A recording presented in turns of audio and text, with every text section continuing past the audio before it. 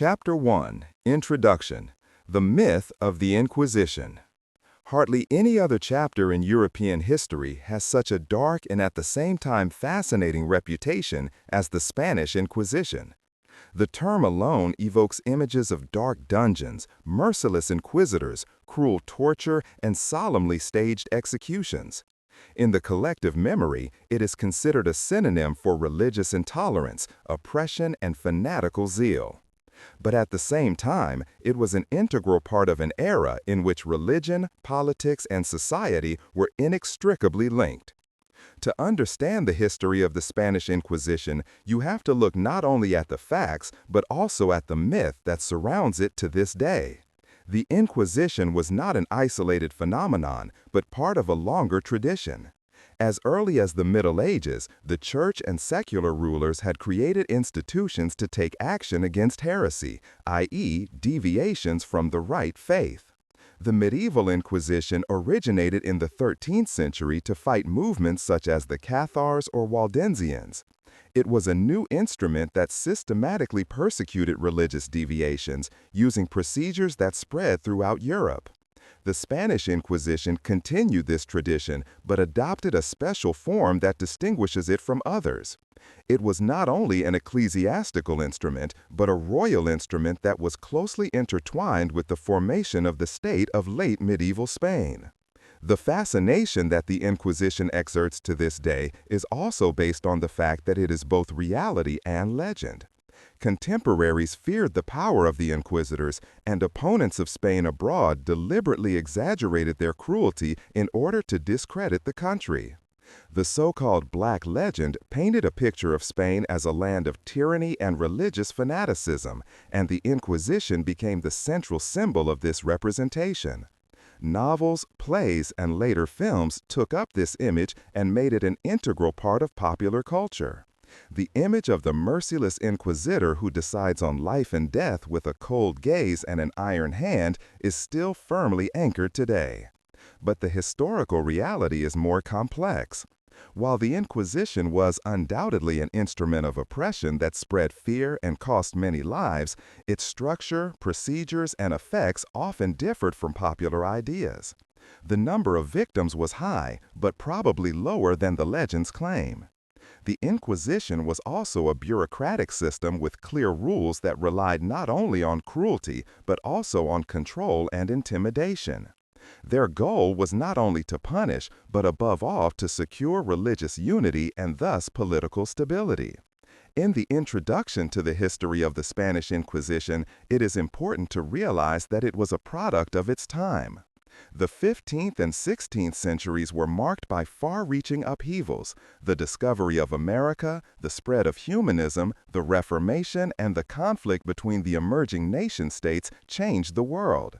Spain was in a process of unification after centuries of being made up of different kingdoms.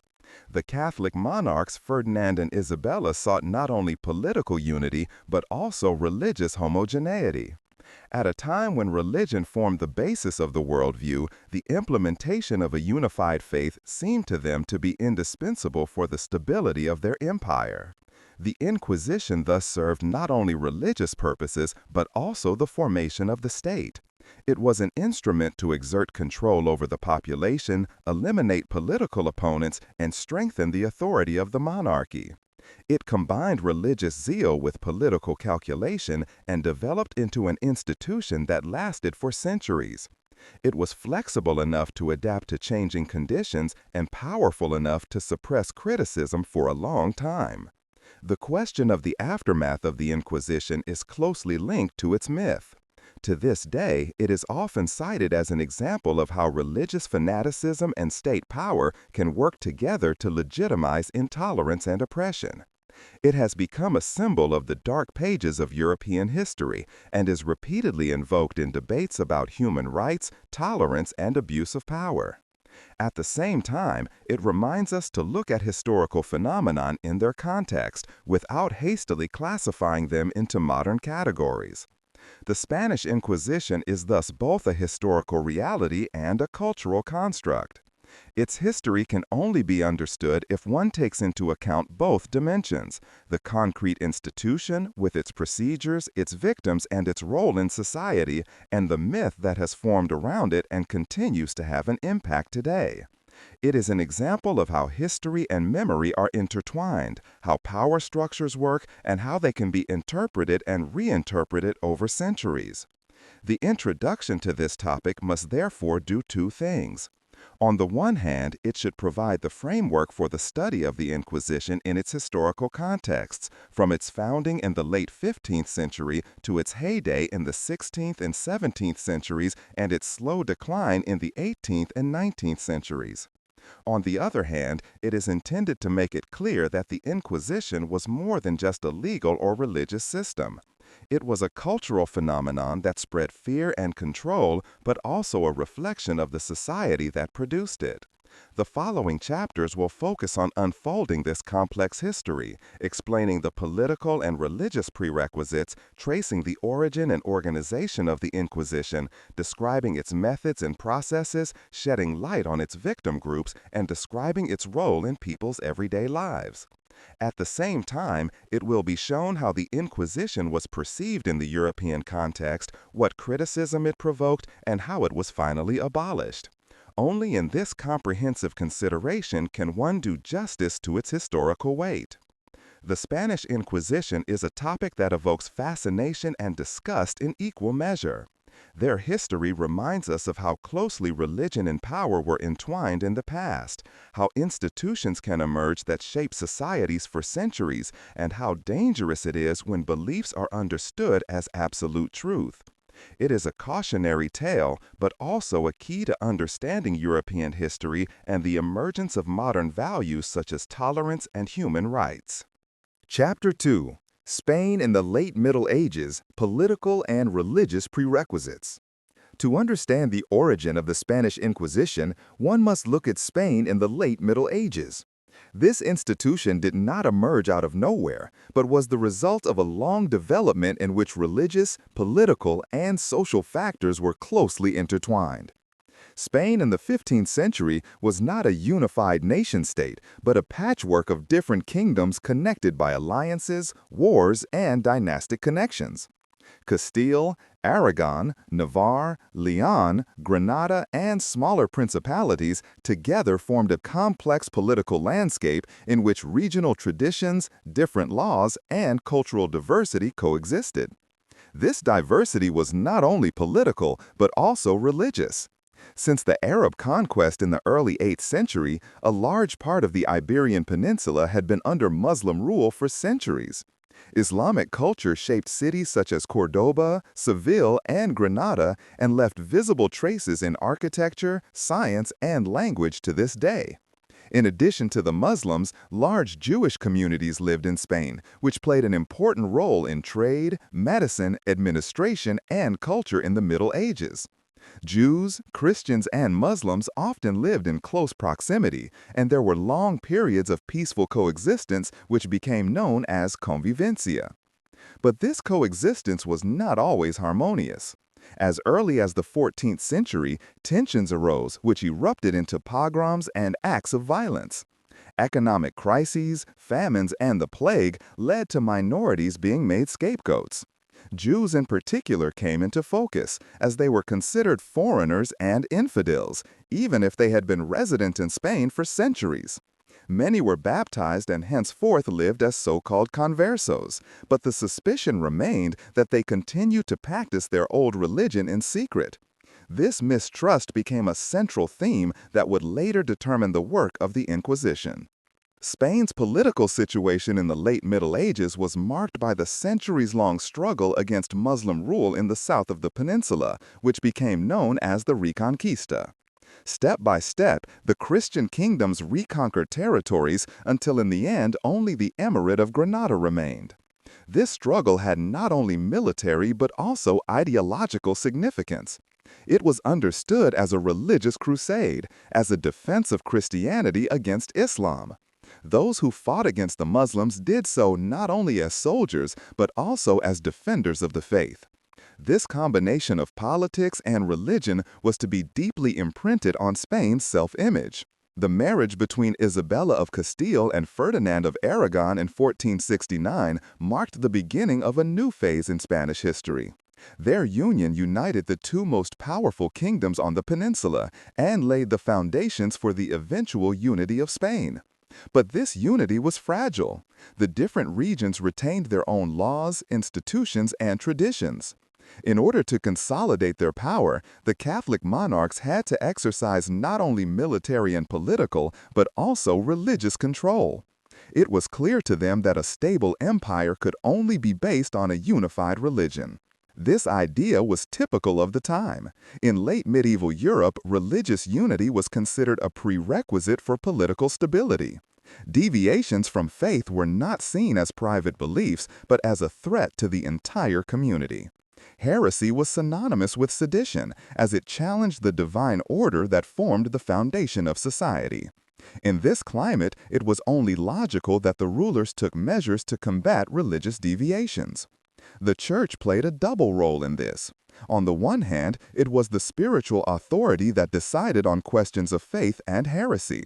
On the other hand, it was closely intertwined with secular power. Bishops, monasteries, and religious orders had political influence, owned land and resources, and were part of the power structure. In Spain, the Church was also a central partner of the crown in the fight against the Muslims. With the conquest of Granada in 1492, Ferdinand and Isabella not only achieved their political goal, but also set a religious signal. All of Spain was to be Christian. But the reality was different. Many Jews and Muslims continued to live in the country, some as open believers, some as converts.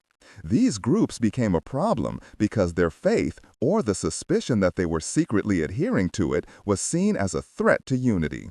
The conversos and moriscos, forcibly baptized Muslims, were under constant surveillance.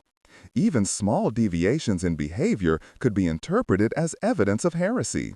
In this climate of uncertainty, in which religion, politics, and social tensions intertwined, the idea of an institution was born that systematically watched over people's beliefs and persecuted deviations. The social dimension must not be overlooked. Many of the tensions between Christians, Jews, and Muslims also had an economic basis. Jews and conversos were often successful in trade, finance, and administration, which provoked envy and resentment. The Inquisition offered an opportunity to channel these tensions into religious channels and, at the same time, to use them for political stabilization. In summary, Spain was a society in transition in the late Middle Ages. Political unity was emerging, religious diversity existed alongside growing pressure for homogeny, and social tensions repeatedly erupted into violence. It was in this mixture of religious zeal, political calculation, and social uncertainty that the Spanish Inquisition was born. It was the answer to the challenges of a time when faith and power were inextricably linked. Chapter 3. The Rise of the Catholic Monarchs Ferdinand and Isabella. The Spanish Inquisition is inextricably linked with the names Ferdinand of Aragon and Isabella of Castile, the so-called Catholic monarchs. Their rise marked a turning point in the history of Spain and formed the political basis for the emergence of the institution that was to shape the religious, social, and political life of the country for centuries. Ferdinand and Isabella were not ordinary rulers, but two extraordinarily determined personalities who knew how to consolidate their power and realize the idea of a united Christian Spain. Their rise was not only a dynastic event, but the result of a long struggle for power, influence, and religious unity. Isabella was born in Madrigal de las Altas Torres in 1451 and was the half-sister of the Castilian king Henry IV, whose reign was marked by instability, intrigue, and power struggles. Isabella was considered pious, intelligent, and ambitious, and early on she became involved in dynastic conflicts. Henry IV had an heir to the throne in the so-called Beltraneja, his alleged daughter Joanne, whose legitimacy, however, was strongly doubted. Many nobles saw Isabella as an alternative candidate for the throne, and so she became a key figure in a political game that divided the kingdom of Castile. Ferdinand was born in Sas in 1452 and was the son of John II of Aragon. His father ruled an empire that stretched across Aragon, Catalonia, Valencia, and Sardinia, and Ferdinand grew up in an environment marked by political ambition and military conflict. Even as a young prince, he showed diplomatic skills and a pragmatic attitude that made him an ideal partner for Isabella. The marriage between Ferdinand and Isabella in Valladolid in 1469 was not only a dynastic alliance, but also a political pact that united the two largest powers on the Iberian Peninsula. However, the marriage was by no means without controversy. Henry IV and his supporters saw it as a provocation and tried to undermine Isabella's claim to the Castilian throne. After the death of Henry IV in 1474, the War of Succession broke out between Isabella, who was supported by many nobles and cities, and Joanna, who in turn received the support of Portugal. The war lasted until 1479 and ended with the Treaty of Alcáçovas, which recognized Isabella's accession to the throne and cleared the way for a permanent connection between Castile and Aragon. With the victory, the foundation for a new era was laid. Ferdinand and Isabella did not rule as unified monarchs of a single state, but retained the independence of their empires. Castile and Aragon remained formally separate, but their rule was dynastically linked by marriage. Both knew how to consolidate their authority and expand the power of the crown over the nobles and regional elites. They pursued a policy of centralization aimed at transforming Spain's fragmented political landscape into a stable order.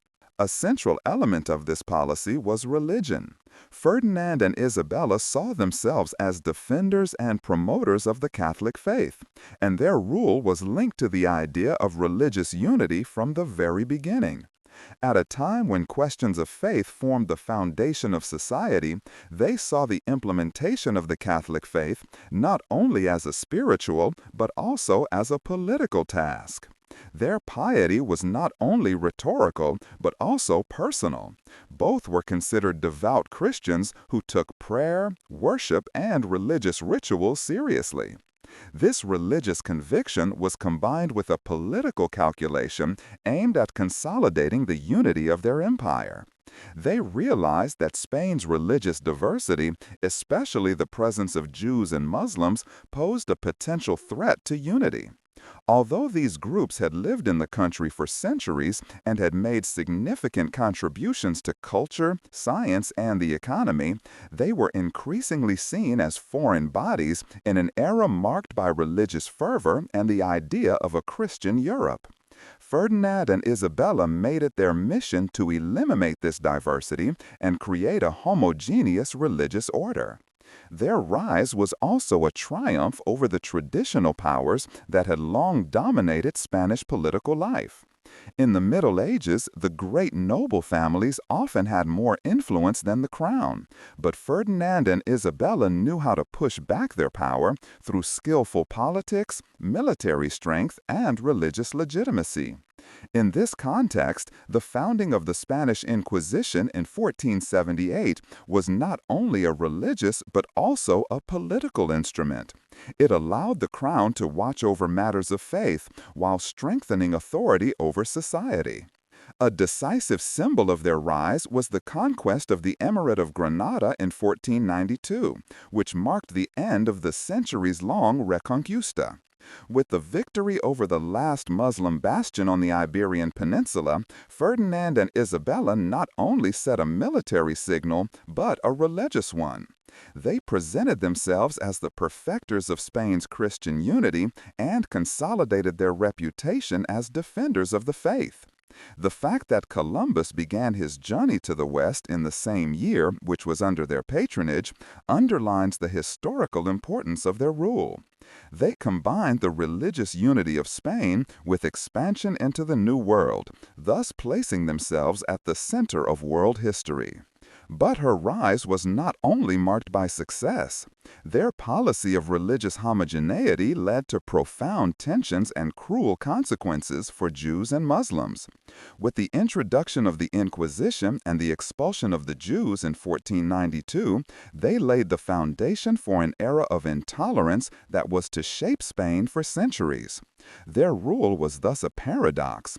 They created the political basis for a united Spain and laid the foundation for the country's rise to world power, but at the same time, they bore enormous responsibility for the persecutions, oppressions, and religious conflicts that followed. In summary, the rise of Ferdinand and Isabella was the result of a mixture of dynastic luck, political calculation, and religious zeal. They knew how to consolidate their power, defeat their enemies, and lay the foundations for a strong, centralized Spain. Their rule was characterized by a close connection between politics and religion, which found its institutional expression in the founding of the Inquisition. Without their rise and their policies, the Spanish Inquisition, in the form we know it, would not have been conceivable. Chapter 4. Founding of the Spanish Inquisition in 1478 was an event of far-reaching significance that fundamentally changed the political and religious landscape of Spain. Although there had been ecclesiastical inquisitions in Europe before, the Spanish variant differed decisively from its predecessors. From the outset, it was an institution in the service of the crown and whose power was directly secured by royal authority. This gave it a unique character that made it one of the most powerful instruments of the Spanish state. To understand the foundation, one must look at the situation of the so-called conversos. Since the pogroms of the 14th century, numerous Jews in Spain had been forced to convert to Christianity. These new Christians, often referred to as conversos, played an important role in the cities. Many of them were educated, wealthy, and successful in administration or trade. But their success aroused envy and suspicion, and they were repeatedly accused of secretly remaining true to their old faith. These accusations, whether true or not, led to tensions and violent riots that shook the social fabric of Spain. Ferdinand and Isabella realized that the religious and social stability of their empire was threatened if this mistrust was not controlled and channeled. At the same time, they wanted to strengthen the unity of their newly created kingdom, and for this they felt necessary an institution that would watch over the purity of the faith. The medieval Inquisition, which had been founded in the 13th century on the initiative of the Pope, offered a model, but the Catholic kings did not want to rely solely on the Church. Instead, they sought an institution that was under their direct control. In 1478, Ferdinand and Isabella asked Pope Sixtus IV for permission to establish an inquisition in their empire that would deal specifically with the cases of heresy among the conversos. The Pope agreed and issued the bull allowing kings to appoint their own inquisitors. This was a decisive step. For the first time in history, the power to judge questions of faith was not primarily in the hands of the Church, but in those of the crown. This construction was revolutionary and made the Spanish Inquisition a unique instrument of state power. The first inquisitors were installed in 1480 in Seville, a city with a large and influential converso community. The first trials soon took place there, which already set the tone for the coming decades. People were accused of performing Jewish rituals in secret, such as celebrating the Sabbath or observing Jewish dietary laws. Often, the smallest deviations in behavior or denunciations by neighbors were enough to become the focus of the Inquisition. The proceedings were designed to force confessions and punish dissenters in order to send a clear signal: deviation from the Catholic faith would not be tolerated. The founding of the Inquisition had several goals. On the one hand, it was about the implementation of religious unity, which was considered indispensable for political cohesion in Spain in the late 15th century. On the other hand, it served to control the conversos, whose position in society was increasingly perceived as a threat. In addition, the institution strengthened the power of the crown over the church, as the inquisitors were not appointed directly by the pope, but by the kings. Ferdinand and Isabella thus provided themselves with an instrument that they could use at will without being dependent on papal authority. The reaction to the founding of the Inquisition was divided. Many nobles and townspeople welcomed them, hoping that the persecution of the conversos would further their own economic and social interests. Others, on the other hand, sharply criticized the procedure. Even Pope Sixtus IV soon expressed concerns, recognizing that the kings were using the Inquisition as a means of expanding power. Nevertheless, he was unable to prevail against the determined rulers, who quickly expanded the institution and firmly integrated it into the structure of their empire. In 1478, Ferdinand and Isabella asked Pope Sixtus IV for permission to establish an inquisition in their empire that would deal specifically with the cases of heresy among the conversos. The Pope agreed and issued the bull allowing kings to appoint their own inquisitors. This was a decisive step. For the first time in history, the power to judge questions of faith was not primarily in the hands of the church, but in those of the crown. This construction was revolutionary and made the Spanish Inquisition a unique instrument of state power. The first inquisitors were installed in 1480 in Seville, a city with a large and influential converso community. The first trials soon took place there, which already set the tone for the coming decades. People were accused of performing Jewish rituals in secret, such as celebrating the Sabbath or observing Jewish dietary laws. Often, the smallest deviations in behavior or denunciations by neighbors were enough to become the focus of the Inquisition. The proceedings were designed to force confessions and punish dissenters in order to send a clear signal: deviation from the Catholic faith would not be tolerated. The founding of the Inquisition had several goals. On the one hand, it was about the implementation of religious unity, which was considered indispensable for political cohesion in Spain in the late 15th century. On the other hand, it served to control the conversos, whose position in society was increasingly perceived as a threat. In addition, the institution strengthened the power of the crown over the church, as the inquisitors were not appointed directly by the pope, but by the kings. Ferdinand and Isabella thus provided themselves with an instrument that they could use at will, without being dependent on papal authority. The reaction to the founding of the Inquisition was divided. Many nobles and townspeople welcomed them, hoping that the persecution of the conversos would further their own economic and social interests. Others, on the other hand, sharply criticized the procedure. Even Pope Sixtus IV soon expressed concerns, recognizing that the kings were using the Inquisition as a means of expanding power.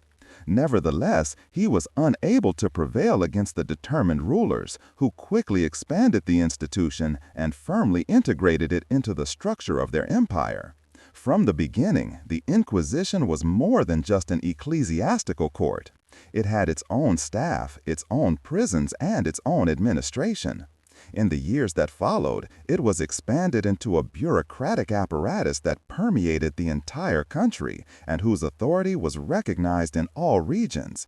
With the appointment of Tomás de Torquemada as the first Grand Inquisitor in 1483, the institution also received a charismatic and fanatical leader who further cemented its reputation as a merciless tool of kings. The first decades after its founding were marked by a wave of lawsuits, especially against conversos.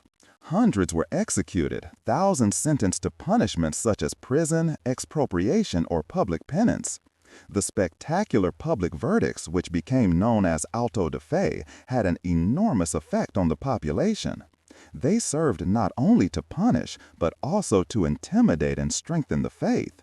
The message was unmistakable. Spain was to be an empire without religious deviation, and the Inquisition would see to it. The founding of the Spanish Inquisition in 1478 was thus a decisive step in the history of Spain. It marked the beginning of an era in which religious control and political power were inextricably linked. Ferdinand and Isabella created an instrument that helped them to stabilize their rule, weaken their opponents, and ensure the unity of their empire. But at the same time, they set in motion a machinery that spread fear, legitimized persecution, and destroyed the lives of countless people. In summary, the founding of the Spanish Inquisition was the result of an interplay of religious zeal, political calculation, and social pressure. It was the answer to the tensions of a time when unity of faith was considered indispensable, and it became a symbol of a rule that dangerously linked religion and power. The year 1478 was thus not only a historical turning point, but also the beginning of an institution that would determine the fate of Spain for 3 centuries. Chapter 5. The First Grand Inquisitor, Tomás de Torquemada. When you think of the Spanish Inquisition, the name Tomás de Torquemada almost always comes up first. To this day, he is considered the epitome of the fanatical inquisitor, as a symbol of an institution that took action against alleged dissenters with relentless severity and religious zeal. The myth surrounding his person is marked by legends and exaggerations, but it is undisputed that Torquemada played a central role in the early years of the Spanish Inquisition. Under his leadership, the institution received its firm form, and he decisively shaped the reputation that was to accompany it for centuries. Tomás de Torquemada was born in Valladolid in 1420.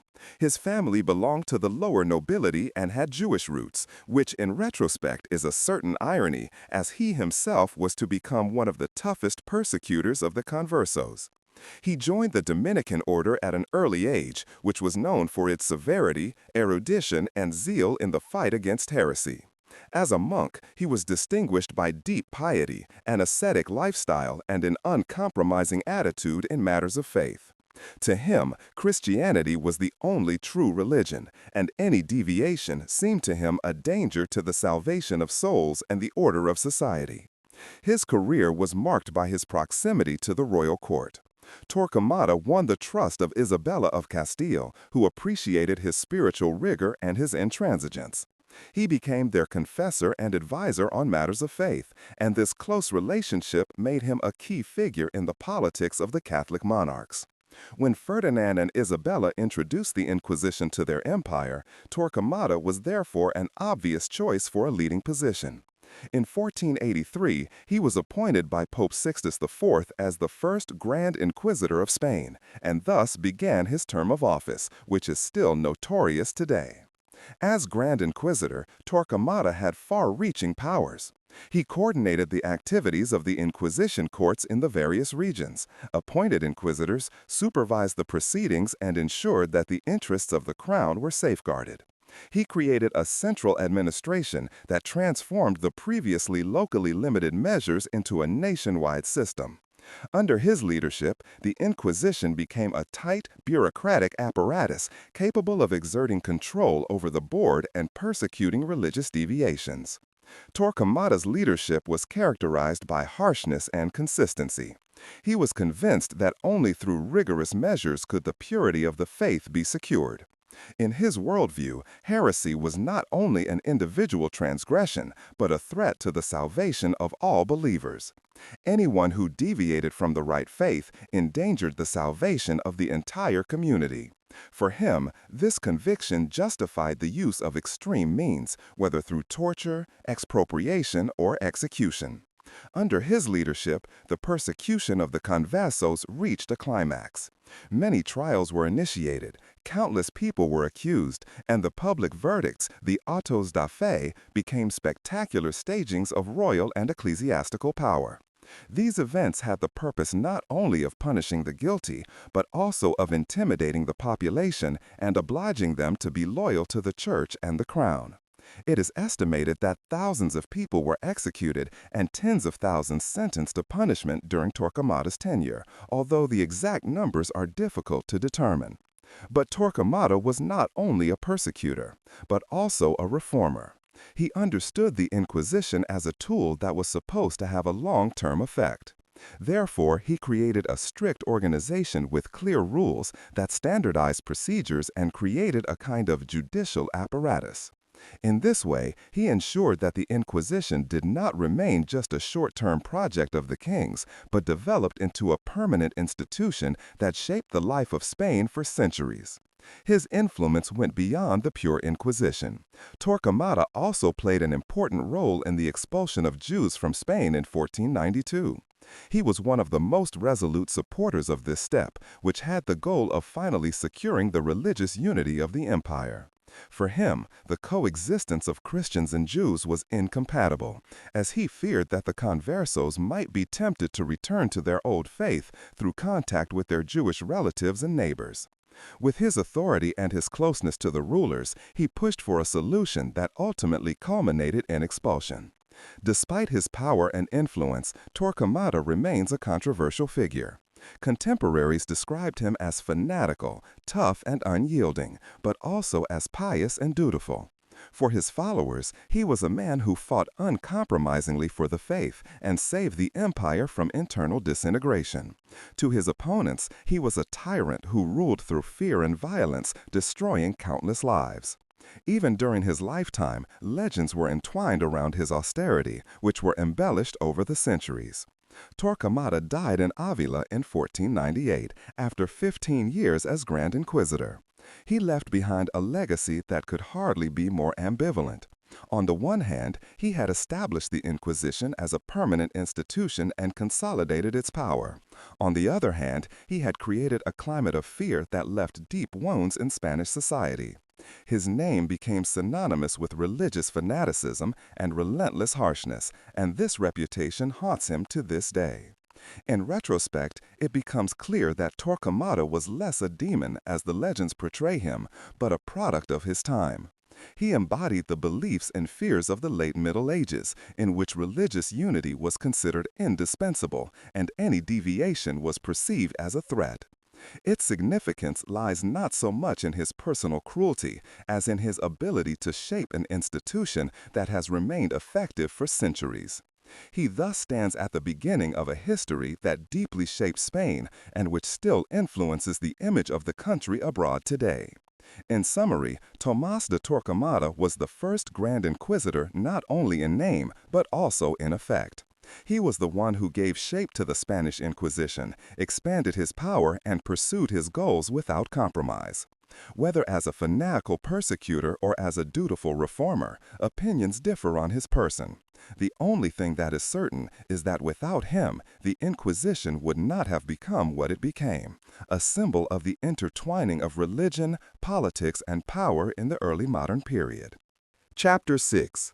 Target Groups of the Inquisition: Jews, Converts, and Muslims. The Spanish Inquisition did not come into being in a vacuum, but had clearly defined target groups from the very beginning against whom it was directed. Unlike the medieval Inquisition, which reacted primarily to classical heresies such as those of the Cathars or Waldensians, the Spanish variant in its early years focused almost exclusively on people who were officially Christians but were suspected of secretly continuing to live their old faith. This primarily affected the conversos, i.e., Jews who were forcibly converted or baptized voluntarily, and later the moriscos, Muslims who had also converted to Christianity after the conquest of Granada in 1492. Thus, the Inquisition became an instrument that systematically pushed back Spain's religious diversity and worked towards a complete homogenization of the population. The Jewish population of Spain had a long and significant history. Jews had already lived on the Iberian Peninsula in ancient times, and during Muslim rule in the Middle Ages, they experienced a cultural heyday. They were doctors, traders, scholars, and diplomats who helped shape the intellectual life of the country. But their prominent position also aroused suspicion and envy.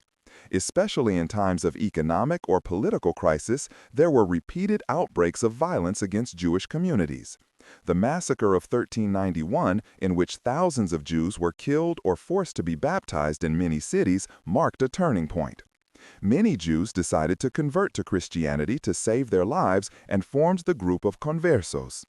These conversos lived outwardly as Christians, were baptized, attended church, and apparently devoted themselves to the Catholic faith. But at the same time, they were often denied access to Christian communities.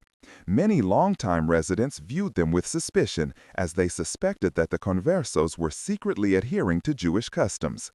The Sabbath, kosher food, or the recitation of Hebrew prayers became indications that could decide on guilt or innocence. It was enough for neighbors, competitors, or enemies to accuse a person of heresy to set the machinery of the Inquisition in motion. The social aspect played a major role in this. Many conversos were successful in trade, finance, and administration, which increased the envy of the Christian population. In this context, the Inquisition offered an outlet to channel tensions. Religious arguments were combined with social conflicts, and the persecution of the conversos was used not only as a defense of the faith, but also as a means of enforcing economic and political interests. This explains why the Inquisition was particularly active in cities with strong and influential converso communities. After the conquest of Granada in 1492, the focus of the Inquisition increasingly turned to the Muslim population of Spain. With the Treaty of Granada, Ferdinand and Isabella had originally guaranteed Muslims extensive religious freedom, but these promises were soon broken. Under pressure from the church and political advisors, forced baptisms began, and the Muslims became the so-called Moriscos. They too were suspected of secretly practicing their old religion, and thus became a prime target of the Inquisition. The situation of the Moriscos was particularly difficult. Unlike the Jews, they had often settled entire regions in which their culture, language, and tradition were deeply rooted. In Valencia, Aragón, and Andalusia, they formed large parts of the population, and their Islamic customs were not so easily suppressed. As a result, they were almost permanently under suspicion. Even small deviations, washing before prayer, avoiding pork, speaking Arabic words, could be interpreted as evidence of heresy. It was enough for neighbors, competitors, or enemies to accuse a person of heresy to set the machinery of the Inquisition in motion. The social aspect played a major role in this. Many conversos were successful in trade, finance, and administration, which increased the envy of the Christian population. In this context, the Inquisition offered an outlet to channel tensions. Religious arguments were combined with social conflicts, and the persecution of the conversos was used not only as a defense of the faith, but also as a means of enforcing economic and political interests. This explains why the Inquisition was particularly active in cities with strong and influential converso communities. After the conquest of Granada in 1492, the focus of the Inquisition increasingly turned to the Muslim population of Spain. With the Treaty of Granada, Ferdinand and Isabella had originally guaranteed Muslims extensive religious freedom, but these promises were soon broken. Under pressure from the church and political advisors, forced baptisms began, and the Muslims became the so-called Moriscos. They too were suspected of secretly practicing their old religion, and thus became a prime target of the Inquisition. The situation of the Moriscos was particularly difficult. Unlike the Jews, they had often settled entire regions in which their culture, language, and tradition were deeply rooted. In Valencia, Aragón, and Andalusia, they formed large parts of the population, and their Islamic customs were not so easily suppressed. As a result, they were almost permanently under suspicion. Even small deviations, washing before prayer, avoiding pork, speaking Arabic words, could be interpreted as evidence of heresy. The Inquisition developed a system that specifically targeted these groups. Anonymous accusations were allowed, so anyone could denounce everyone. This led to an atmosphere of mistrust in which no one could be sure that they would not be blamed themselves. Those who were suspected of still being connected to Jews or Muslims because of their origin or social environment were particularly at risk. The origin of the family, la limpieza de sangre, purity of blood, became a central criterion. Anyone who had Jewish or Muslim ancestors was still considered potentially suspicious even after generations. This practice led to a deep division of society. Ancient Christians who boasted of having no non-Christian ancestors considered themselves superior, while conversos and moriscos, despite their baptism, were considered inferior. The Inquisition intensified this discrimination and cemented a hierarchy that shaped the social fabric of Spain for centuries. Even if a converso or morisco was involved in the church or held high offices, the stain of origin remained. In addition to Jews and Muslims, the Inquisition was also directed against other groups, albeit to a lesser extent. Mystics who sought their own ways of faith, priests who deviated from official teaching, or simple believers who departed from the ecclesiastical norm could also be targeted. But at its core, the institution remained focused on controlling the conversos and moriscos. They were considered the greatest threat to Spain's desired religious unity. The persecution of these target groups had far-reaching consequences. With the expulsion of the Jews in 1492 and the later expulsion of the Moriscos in the 17th century, Spain lost large parts of its educated and productive population. Trade, science, and culture suffered as a result, and the country became increasingly isolated. What appeared to be a victory of purity and unity from the ruler's point of view turned out to be a loss of diversity and dynamism in the long term. To sum up, the Spanish Inquisition was primarily directed against those who were officially Christians but were suspected of not having given up their old religion because of their origin or behavior. Jews, conversos, and Muslims were the main victims of an institution that combined religious zeal with social tensions and political calculation. Their persecution was an expression of an era that placed religious unity above all else and was willing to sacrifice the diversity of a centuries-old culture for it. Chapter 7. Heretics and Heretics, the Theological Basis. The Spanish Inquisition saw itself not only as a political tool, but above all as a defender of the true faith. It derived its legitimacy from a theological foundation that was deeply rooted in medieval Christianity. In order to understand their role, one must look at the medieval understanding of heresy and heresy. At that time, heresy was not considered a personal decision of faith or a harmless deviation, but a mortal danger to the entire community. Anyone who deviated from the Catholic faith opposed God, the Church, and the order of the world. In this view, heresy was not only a spiritual problem, but a crime that threatened the security of the entire empire. Christian theology developed a strict understanding of unity and faith early on. The Church saw itself as the only guardian of the truth that had been instituted by Christ and handed down through the apostles.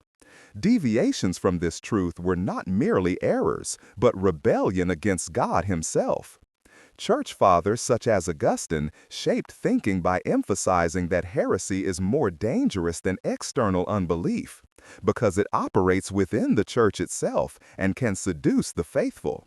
A pagan or Muslim was clearly recognizable. A heretic, on the other hand, often disguised himself as a Christian and thus endangered the salvation of others. In the Middle Ages, this thinking was further developed and linked to legal categories. The Fourth Lateran Council of 1215 already condemned heresy as a crime that had to be punished not only spiritually but also secularly. This created the basis for persecuting heretics not only through ecclesiastical punishments, such as excommunication, but also with the help of secular power to carry out judicial proceedings and executions. The heretic was regarded not only as a sinner, but as a traitor who threatened the divine and social order at the same time.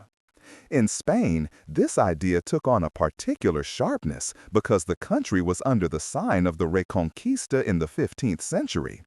The fight against the Muslims was understood not only as a territorial war and a holy war, and the conquest of Granada in 1492 was considered a victory of the Christian faith over Islam. In this climate, any form of deviation was seen as a betrayal of Spain's great mission to build a purely Christian empire. Heresy was therefore not only a sin, but an attack on the foundation of the monarchy and on the divine order that Ferdinand and Isabella claimed to protect. The conversos and moriscos fit exactly into this grid. They were outwardly Christians, but the suspicion that they were secretly practicing Jewish or Muslim rites made them heretics in the eyes of the Inquisitors. That was a crucial difference. Jews and Muslims who remained open about their faith were infidels. They could be excluded or expelled. Conversos and Moriscos, on the other hand, had come to know the truth through baptism, and then, it was believed, had turned away from it again. For theology, this was the worst form of betrayal, since it did not happen out of ignorance, but out of conscious renunciation. Theology also relied on the idea that heresy is like a disease that can infect the entire body. A single heretic, therefore, was dangerous not only to himself, but to all believers. In order to protect the community, he must either be persuaded to repent, or, if he remains unreasonable, removed from the community. This logic justified the harsh punishments imposed by the Inquisition. The salvation of souls and the preservation of the purity of faith stood above the life of the individual. The idea of repentance was particularly important. The inquisitorial proceedings aimed to force confessions and to persuade the defendants to publicly recount their errors. Those who repented could be punished more mildly, for example by wearing a penitential robe, by fines, or imprisonment. However, those who persisted were considered an incurable heretic and handed over to the secular power, which carried out the death penalty. In this way, the Church's doctrine of the necessity of conversion was combined with the political practice of execution. Another important theological aspect was the connection between heresy and the devil. In the imagination of the late Middle Ages, heretics were not just people who held false ideas, but tools of Satan who consciously fought against the Church. This demonization intensified the harshness with which they were dealt with.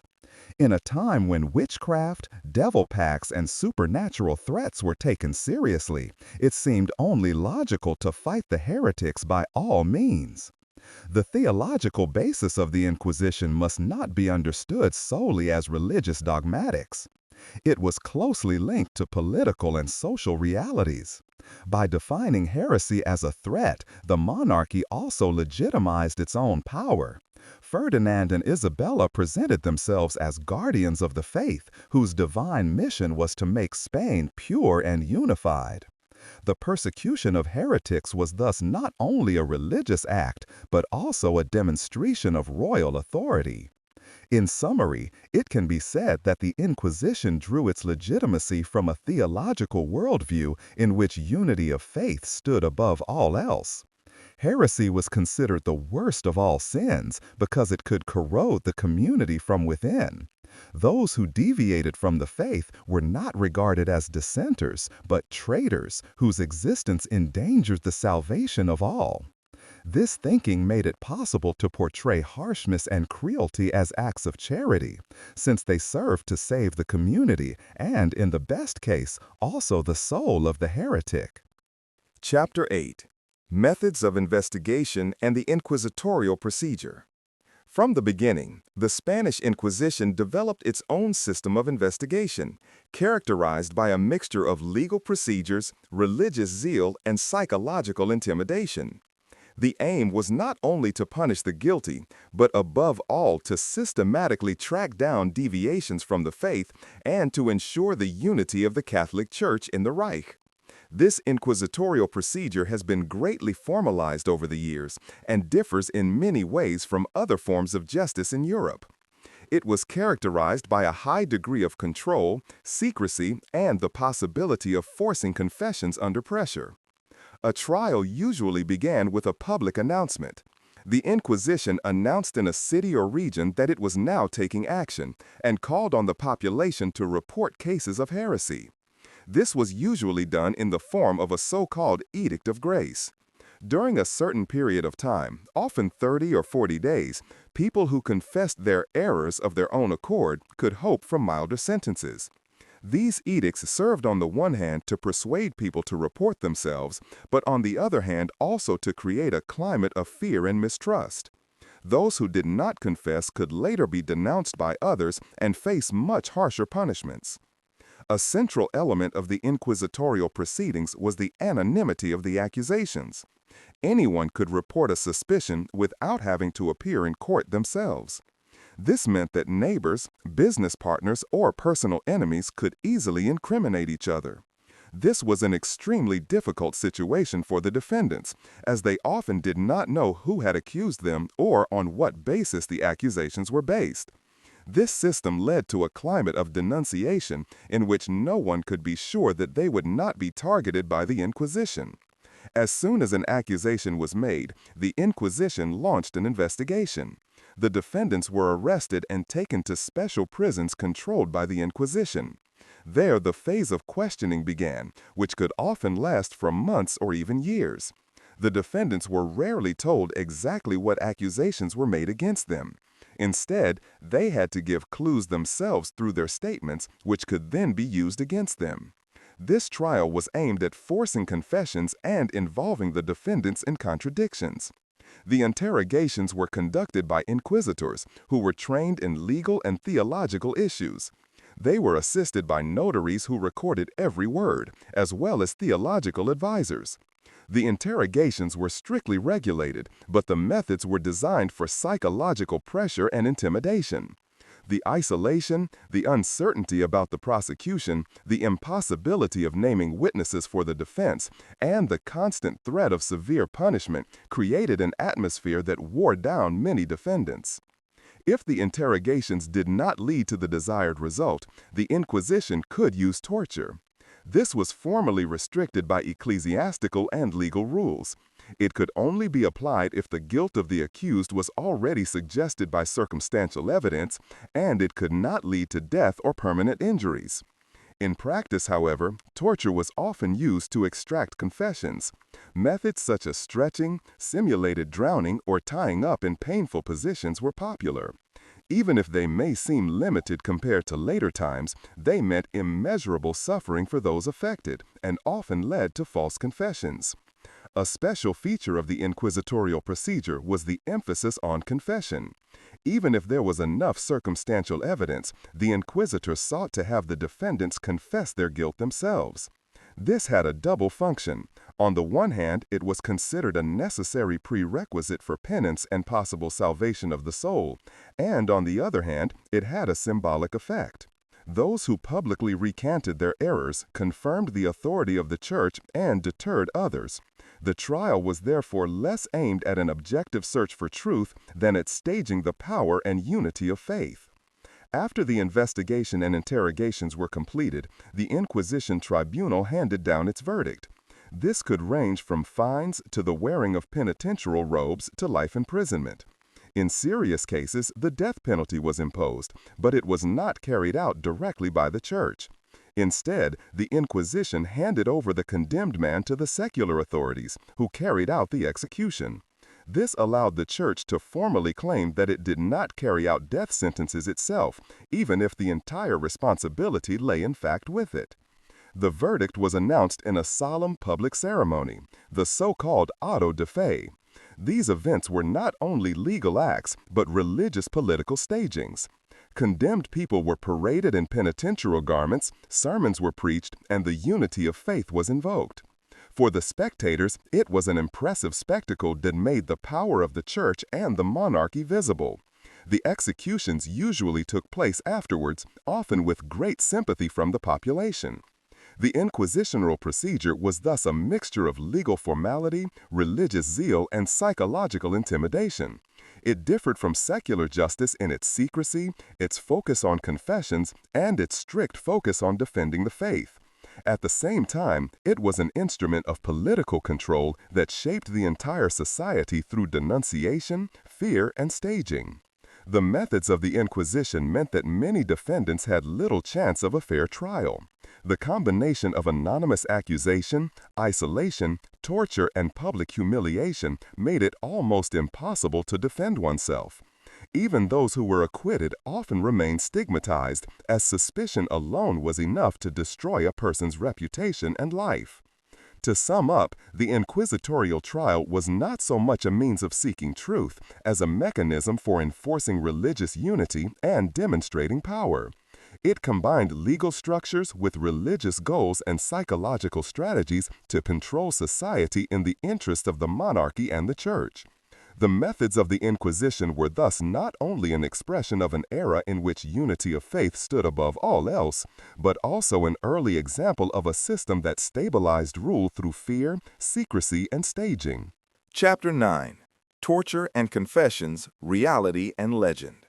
Hardly any other topic in connection with the Spanish Inquisition is so strongly entwined with myths and legends as the use of torture. Even contemporaries describe the Inquisitors as merciless executioners who cruelly tortured their victims in dark dungeons until they confessed to their crimes.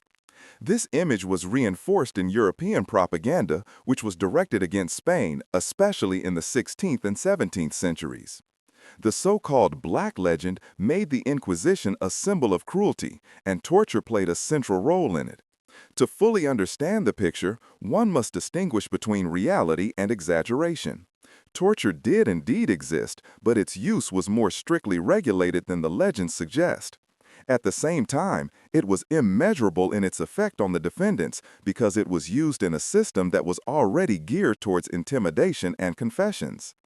The Inquisition considered the defendant's confession to be a central goal. For them, a trial was not completely concluded as long as the person concerned had not admitted his guilt himself.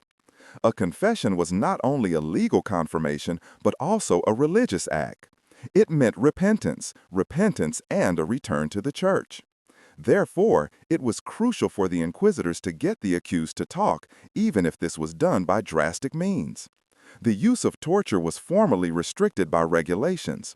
It could only be used if there was already a certain burden of proof, i.e. circumstantial evidence or witness statements that suggested the guilt of the accused. It could not be repeated indefinitely, and officially it was forbidden to cause death or permanent injury.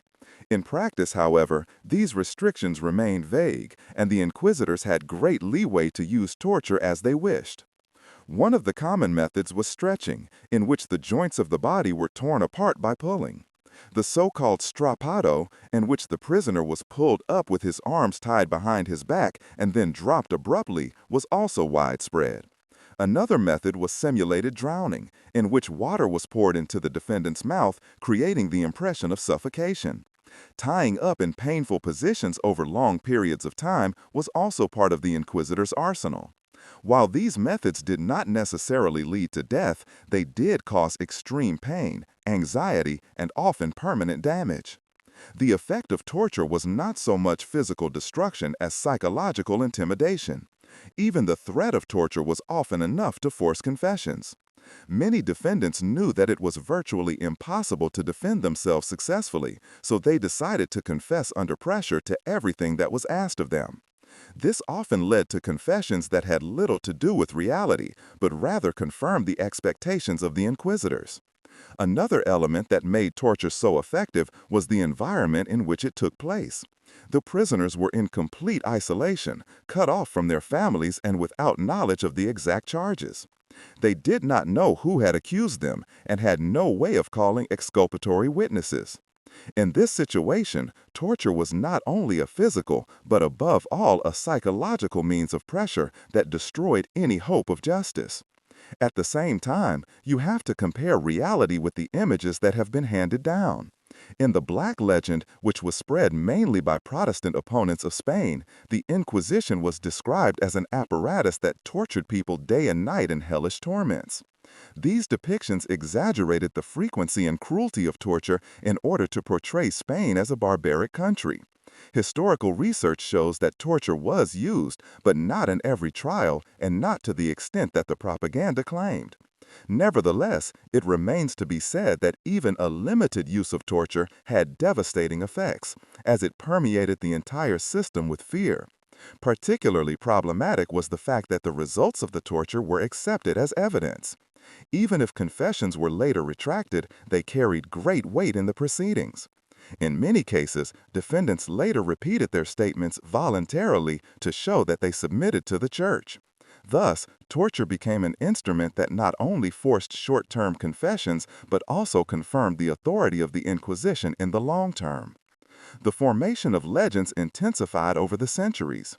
In literary and artistic representations, the Inquisition was staged as a realm of horrors, dominated by torture chambers, iron implements, and bloodthirsty inquisitors. These images shaped the European consciousness and made the Inquisition the epitome of religious cruelty. Even if the reality was more nuanced, the fact remains that the institution deliberately worked with fear, willing to torture people in order to secure its power. It is important to emphasize that the Inquisition always justified its practices religiously. For them, torture was not an end in itself, but a means of saving souls. The suffering in earthly life seemed small compared to the eternal damnation that threatened the heretics. By forcing confessions, the Inquisitors believed that they were opening up the possibility of repentance and thus redemption for the accused. This logic illustrates how closely religious fervor and institutionalized violence were linked. In summary, torture in the Spanish Inquisition system was both a reality and a legend. It was a real tool used to force confessions and consolidate the power of the institution. At the same time, it was exaggerated in European propaganda and made a symbol of Spain's cruelty. However, regardless of the frequency and the concrete methods, it remains to be said that the threat of torture, its use, and its psychological consequences created a climate of fear that shaped Spanish society for generations. The Inquisition was not so much a permanent torture apparatus, an institution that consolidated its authority through the possibility of torture and its targeted use, and promoted religious unity with. Chapter 10. Public Judgments and the Auto da Fe. The work of the Inquisition did not take place in secret, even if its proceedings were marked by secrecy. On the contrary, a central part of their work was the public verdicts, which were announced in solemn ceremonies. These events, known as auto da fe, literally acts of faith, were impressive spectacles that combined religious, political, and social functions.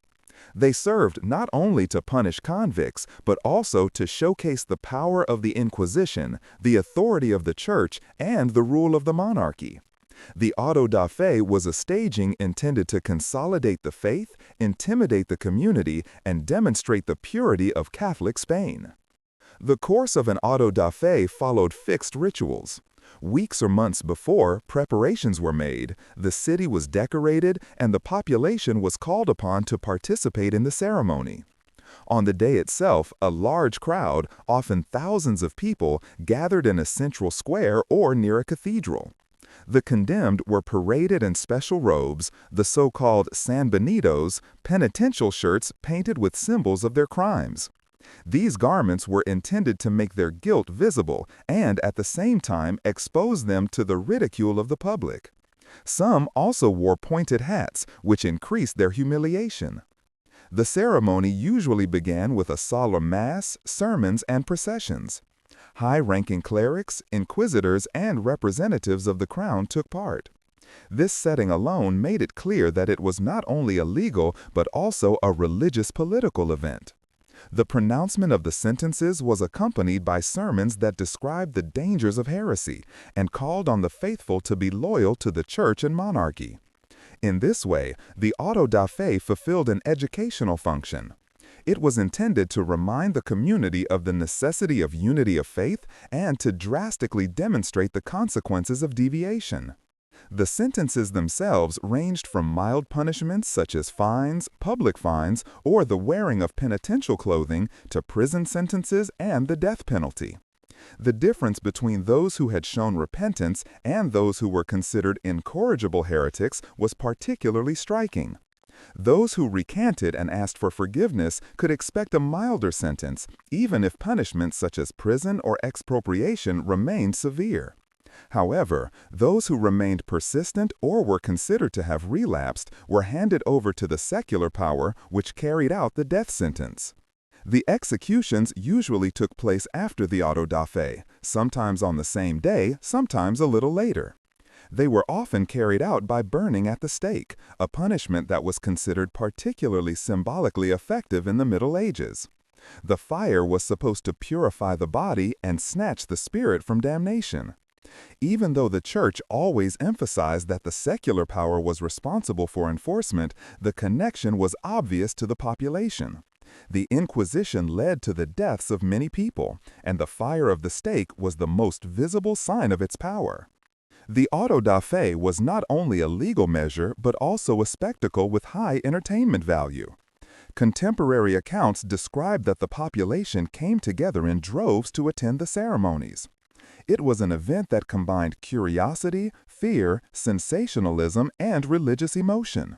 For many people, it was a mixture of theater, church service, and criminal court that interrupted everyday life and welded the community together. The Inquisition knew how to deliberately stage this spectacle in order to demonstrate its authority and spread its messages. Especially in the 16th and 17th centuries, the autos da fe achieved great importance. They became magnificent events, often associated with royal presence. Ceremonies took place in cities such as Madrid, Seville, or Valladolid, at which hundreds of convicts were presented. Music, processions, sermons, and symbolic acts created an atmosphere that underlined the unity of faith, crown, and people. These big cars da fe were political demonstrations that went far beyond the individual case. They made the Inquisition an institution that presented itself not only in secret but in front of everyone. At the same time, the cars da fe were a means of intimidation. By publicly pronouncing the sentences and visibly carrying out the punishments, the population was to be deterred from ever being suspected of heresy themselves. The humiliation of the condemned, their public display, and the solemn staging of their errors made it clear that no one was safe from the power of the Inquisition. This climate of fear was a central element of their rule and contributed to the fact that most people did not even dare to deviate from the official teachings. It is noteworthy that the cars da fe also had an international impact.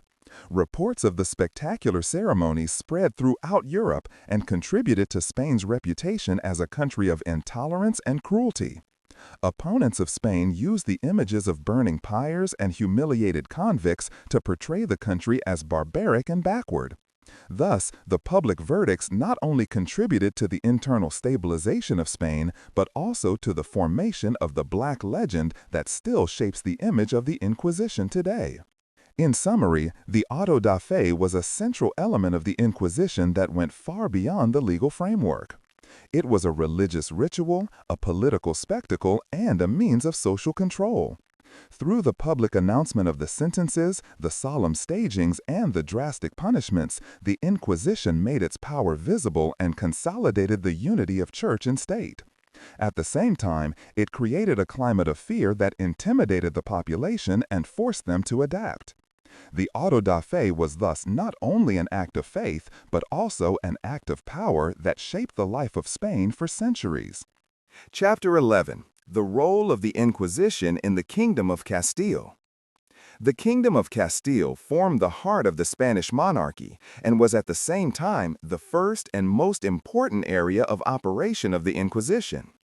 This is where the institution had its roots, where the first tribunals were established, and where it developed the structures that were later transferred to other parts of the Iberian Peninsula and the colonies. Castile was not only the largest and most populous part of the empire, but also the strongest economically and politically. Its cities such as Seville, Toledo, Valladolid, and Burgos were centers of commerce, administration, and intellectual life. The fact that the Inquisition was able to unfold its full effect here was closely related to the social composition and political tensions of this kingdom. In the 15th century, Castile was characterized by a strong Jewish and later converso community. Many Jews had lived in Castile for centuries and were active there in trade, crafts, and medicine. After the pogroms of the late 14th century, many of them had converted to Christianity, but the memory of their origins remained. The conversos played an important role in public life. Some became high officials, others successful traders or scholars. However, their rise aroused the envy of the long-established Christians who saw the conversos as a threat to the social order. This mistrust was fueled by rumors that many conversos were secretly practicing Jewish customs. It is difficult to judge whether these accusations were always true, but they were enough to create an atmosphere of hostility among the population. For the monarchs Ferdinand and Isabella, the Inquisition offered a means of controlling these tensions while consolidating their own authority. By pretending to protect the faith, they presented themselves as defenders of true Christians and bound the population more closely to their rule. The first tribunals of the Inquisition were established in Seville in 1480. Soon other cities in Castile followed. The choice of Seville was no coincidence, as a large and influential converso community lived there. The trials that were conducted here set standards for the actions of the Inquisition. Numerous people were arrested, interrogated, and forced to confess. The verdicts, which were announced in solemn cartes de fe, shook the city and spread fear. Soon the message was clear. Anyone who was even suspected of committing deviations from the faith could be targeted by the Inquisition. The spread of the Inquisition in Castile was rapid. In cities such as Toledo, Valladolid, and Burgos, tribunals were established that remained active for decades. Their work initially focused on the conversos, but soon other groups also came into focus. Women suspected of practicing secret rituals, priests who deviated from the Church's teachings, and later followers of the Reformation became targets. Nevertheless, the conversos remained the main victims in the 15th and early 16th centuries. Castile provided the ideal breeding ground for the Inquisition because the connection between religious control and political centralization was particularly clear here. The monarchs used the institution to strengthen their power over the nobility and the cities. Many nobles had previously exerted great influence on the local judiciary and were able to assert their power in the regions.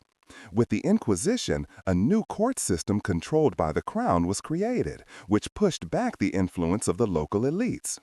This made the Inquisition not only a religious but also a political instrument of centralization. Economic motives also played a role. The confiscation of the property of convicts was an important source of income, benefiting both the Inquisition itself and the crown. Especially in Castile, where many wealthy conversos lived, the proceedings meant considerable financial gains. This practice strengthened the suspicion that the Inquisition was acting not only out of religious zeal, but also out of material interests. For the affected families, this was a double catastrophe.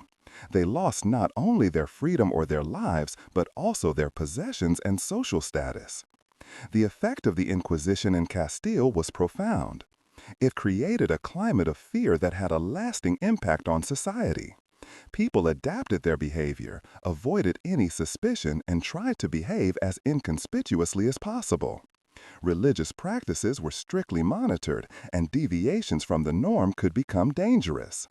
The control of the Inquisition thus reached far into everyday life and determined the lives of entire generations. At the same time, the Inquisition in Castile was not only an apparatus of terror, but also a symbol of unity. Many ordinary Christians saw it as an institution that defended the faith and protected the community from internal enemies.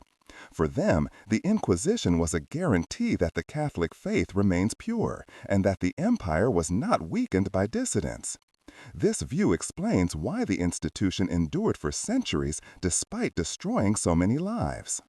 In the 16th century, when the Reformation shook Europe, the Inquisition in Castile once again gained in importance. Although Protestantism never reached large parts of Spain, the Inquisition ensured that it could not gain a foothold. Books were censored, suspicious persons arrested, and every form of deviant thinking was suppressed. Castile thus became the heartland of a strict Catholic orthodoxy which was monitored and defended by the Inquisition. In summary, Castile was the real home of the Inquisition. This is where it was founded, where it developed its structures, and where it had its greatest impact. It was an instrument with which the monarchs strengthened their power, channeled social tensions, and enforced religious unity. Their role in Castile exemplifies how closely religious and political interests were in the early modern period. Without the experience in Castile, the Inquisition would not have developed the charisma it later unfolded throughout Spain and its colonies. Chapter 12. The Inquisition in Aragon, Navarre, and other territories. While Castile was the heartland of the Inquisition from the beginning, the situation in Aragon, Navarre, and other regions of the Iberian Peninsula was far more complicated. These territories had their own traditions, their own legal systems, and deep-rooted urban autonomy, which placed significant obstacles in the way of the Inquisition's implementation. Nevertheless, Ferdinand and Isabella managed to establish the institution here as well, although not without resistance and conflicts. This trial in particular shows how much the Inquisition was used not only as a religious, but also as a political instrument to strengthen central power. The Kingdom of Aragon, which included Catalonia, Valencia, and the Balearic Islands as well as areas in Italy, was traditionally characterized by a pronounced self-government. Cities and noble families had great influence, and the crown always had to share its power with these forces. The legal system was also organized differently than in Castile. The people of Aragon saw themselves as free subjects who had certain privileges and largely regulated their affairs themselves. Against this background, the introduction of a centrally controlled institution such as the Inquisition was perceived as an attack on the regional right. When the first Inquisitors began their work in Aragon in 1484, they met with fierce resistance. Many citizens refused to recognize their authority, and the local judiciary saw their responsibilities threatened. Especially in the city of Zaragoza, an important center of Aragon, there were massive tensions. The murder of the Inquisitor Pedro Arbues in 1485 was an expression of this rejection. Arbues had been murdered by masked attackers during a mass in the Cathedral of Zaragoza, an attack that caused a great stir and exposed the tensions between the population and the Inquisition. Ferdinand cleverly used this event to finally enforce the Inquisition in Aragon. He declared the murder an attack on the crown and the church at the same time, and increased the pressure on the region. Many suspects were arrested and executed, and the Inquisition gradually established itself as a permanent institution. Even though the resistance was initially great, the regional elites were unable to do anything against the central will of the monarchs in the long term. The murder of Arbues, who was later even canonized, became a symbol of the Inquisition's victory over its opponents in Aragon. In Valencia, the development was similar. Here, too, resistance was strong at first, but the combination of royal pressure, religious propaganda, and the staging of the Inquisition as a defender of the faith led to the institution gradually establishing itself. Especially in the port cities, where there was an intensive exchange with the Mediterranean region, the Inquisitors saw a danger from foreign ideas and customs. Valencia became an important center of the Inquisition in the Aragonese territories, from which trials and sentences were organized. In Navarre, which had only been conquered by Ferdinand in 1512 and incorporated into the Spanish monarchy, the situation was different again. This small kingdom in the north of the Iberian Peninsula had a long history of its own and was culturally strongly linked to France. After the conquest by Castile, the Inquisition was used as a tool to consolidate the new rule and suppress potential resistance. Here, the institution served less to combat heresy in the narrower sense, but above all to control politics. By prioritizing religious purity, it was possible to ensure the integration of Navarre into the Spanish monarchy. Even in Catalonia, which traditionally had a strong identity of its own, the Inquisition was initially rejected. But the political circumstances played into her hands. The economic and social decline that the region experienced in the late Middle Ages weakened the resistance of the local elites. In addition, many ordinary citizens saw the Inquisition as a way to resolve tensions and conflicts through denunciations. In this way, the institution was able to anchor itself here permanently, although under difficult conditions. In all these territories, the introduction of the Inquisition was not only a question of religion, but also a struggle for power and control. The monarchy deliberately used the institution to strengthen its authority over regional traditions and to promote the unity of Spain. For the population, this meant a deep cut, as they had to get used to a new form of control that restricted their previous freedoms. The role of the Inquisition in Aragon, Navarre, and the other territories was therefore ambivalent. On the one hand, it was perceived as a foreign body that was imposed from the outside and violated local rights. On the other hand, it succeeded in asserting itself in the long term and becoming part of political and religious life.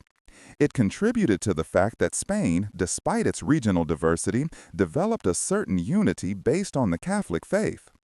It is particularly noteworthy that the Inquisition worked in these regions not only through repression, but also through staging. The large cars d'affaires, which were also held here, made it clear that this was an empire based on a common religious foundation. These events created a sense of belonging, even if it was based on fear and intimidation. In this way, the Inquisition became a symbol of unity that had an impact beyond regional borders. In summary, the Inquisition met with considerable resistance in Aragon, Navarre, and the other territories of the Iberian Peninsula, but this was overcome by the determination of the monarchs and the skillful use of propaganda. The institution served not only to combat heresy, but above all to promote political integration and centralization. It was a tool to strengthen the power of the crown and unite the diversity of regions under a common religious and political order. In doing so, it made a decisive contribution to the emergence of the Spanish nation, even if it did so at the expense of freedom, diversity, and regional autonomy. Chapter 13, The Inquisition in the Spanish Colonies of America. With the discovery of America in 1492 and the rapid expansion of the Spanish Empire, the Crown and the Church were faced with the question of how religious unity could be maintained in the new territories. The Spanish monarchy saw itself not only as a political, but also as a religious power that was to carry the Catholic faith out into the world. Mission and conquest were closely intertwined, and the Christianization of indigenous peoples was considered as important as military control. In this context, the Inquisition also played a role, but it worked under special conditions in the colonies. Unlike in Spain itself, where the Inquisition was mainly used against conversos and moriscos, its activities in the colonies were primarily directed against Spanish settlers, missionaries, and immigrants from Europe. The indigenous population was not the focus of their interest. Although the indigenous people were converted with great missionary zeal, the Church assumed that they could not be held equally responsible for heresy because of their alleged ignorance. However, this did not mean that they were free of coercion or violence. On the contrary, their Christianization was often brutal, but the actual Inquisition intervened here only to a limited extent. The first attempts to establish the Inquisition in America were made as early as the early 16th century. In 1517, Cardinal Cisneros ordered that inquisitors be sent to the new territories. But it quickly became apparent that the conditions in the New World were different. The long distances, the weak administrative infrastructure, and the necessity to assert oneself militarily and politically made immediate enforcement difficult. Instead, the Inquisition was built up gradually and only reached a fixed structure in the course of the 16th century. An important milestone was the establishment of permanent Inquisition courts in Mexico City in 1571, in Lima in 1570, and later in Cartagena in 1610. These three centers formed the cornerstones of the Inquisition in America and coordinated the work in the respective regions. New Spain was controlled from Mexico City, the vast viceroyalty of Peru from Lima, and Cartagena served as a base for the Caribbean and northern South America. These tribunals had similar powers to their counterparts in Spain, but were at the same time more tailored to the special conditions of the colonies. The target groups of the Inquisition in America differed from those in Europe. Conversos who had emigrated to America to escape persecution in Spain were also targeted here. Many Jews and descendants of Jews tried to start a new life in the New World, but the Inquisition persecuted them relentlessly. In Mexico and Peru, numerous lawsuits have been held against alleged crypto-Jews, who have been accused of secretly maintaining their ancient customs.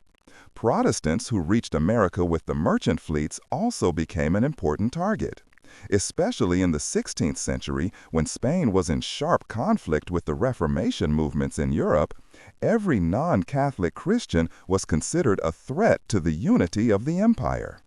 Another field of the Inquisition in America was control over missionary activities and religious movements within the church. Since the missionary work of the indigenous population was associated with enormous challenges, some missionaries developed their own practices or theological views that deviated from official teaching. The Inquisition monitored these developments closely and intervened if it suspected deviations. For example, preachers or religious were accused of having distinguished themselves through mystical practices or unorthodox teaching methods. Although the indigenous population itself did not formally become the main target of the Inquisition, it suffered greatly indirectly from its influence. Many of their ancient customs, festivals, and rituals were branded by the missionaries as pagan or diabolical. Although the Inquisition did not have full jurisdiction here, it did support efforts to eradicate indigenous traditions and replace them with Christian rituals. Sometimes indigenous healers or shamans were accused of witchcraft and persecuted by the Inquisition if their practices were perceived as a threat to Christianization. The Inquisition also paid special attention to the problem of heresy by mixing in the colonies. The New World was a place of intense cultural encounters, where European, African, and indigenous traditions mixed. This encounter gave rise to new religious practices that combined elements of Christianity with old beliefs. These syncretisms were strongly condemned by the Inquisition, as they were considered a falsification of the faith. Especially in regions with a strong African slave population, mixed religions emerged, which often came into the focus of the Inquisitors. The methods of the Inquisition in America were essentially the same as those in Spain.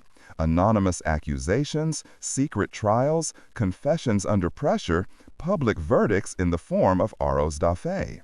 Large ceremonies also took place in Mexico City and Lima, where convicts were presented in penitential robes and sentences were announced. These autos da fe had a similar effect in the colonies as in Spain. They were spectacles that demonstrated the power of the church and the crown and were intended to intimidate the population.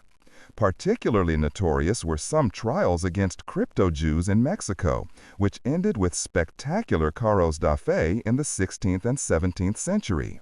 Hundreds of people were charged, and quite a few died at the stake. Harsh punishments were also imposed on Protestants and supporters of mystical movements. In Cartagena, the Inquisition also focused on the persecution of alleged witches, shamans, and African slaves, whose religious practices were portrayed as diabolical. The effect of the Inquisition in the colonies was multifold. On the one hand, it helped to establish Catholic orthodoxy in the New World, and to create a religious unity that formed the foundation of colonial society. On the other hand, it destroyed cultural diversity, suppressed indigenous traditions, and criminalized any form of deviation. For many people, it became a symbol of foreign rule, as it embodied not only the faith but also the political authority of Spain. In summary, the Inquisition played a decisive role in the Spanish colonies of the Americas, even if their target groups and methods were adapted to the new conditions. It was mainly directed against Europeans, crypto-Jews, Protestants, and syncretic movements, while the indigenous population was indirectly affected by the destruction of their traditions.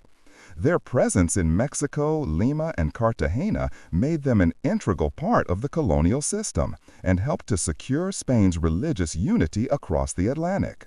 But at the same time, it left behind a legacy of oppression that continues to have an impact on the modern history of Latin America. Chapter 14. The Power and Influence of the Inquisitors on Politics and Society. The Inquisition was much more than just an ecclesiastical court that decided on questions of faith. It was an institution that intervened deeply in the political, social, and cultural life of Spain and played a formative role for centuries. Their inquisitors not only had legal powers, but also considerable influence over the shaping of society, the control of ideas, and the securing of the power of the monarchy. In order to understand the effect of the Inquisition, it must therefore be seen not only as a religious institution, but as part of a comprehensive system of political and social control. The power of the Inquisitors was based on their special position between the Church and the Crown. They were clergymen who acted on behalf of the Church, but at the same time were closely bound by the authority of the monarchy. In Spain, the Inquisition was a royal instrument from the beginning. Ferdinand and Isabella had succeeded in ensuring that she was not directly subordinate to the Pope, but largely under the control of the Spanish crown. As a result, it became a link between religious and political power, representing both sides at the same time. Inquisitors were therefore not only judges of questions of faith, but also tools of the central power, which extended the influence of the monarchy to the most remote regions. This position gave the inquisitors enormous authority. They could arrest people, confiscate property, pronounce sentences, and drive entire families into ruin. Their decisions were hardly contestable, as the proceedings were secret and the defendant's defense options were severely limited. Anyone who was once suspected of being guilty of heresy had little chance of rehabilitating themselves.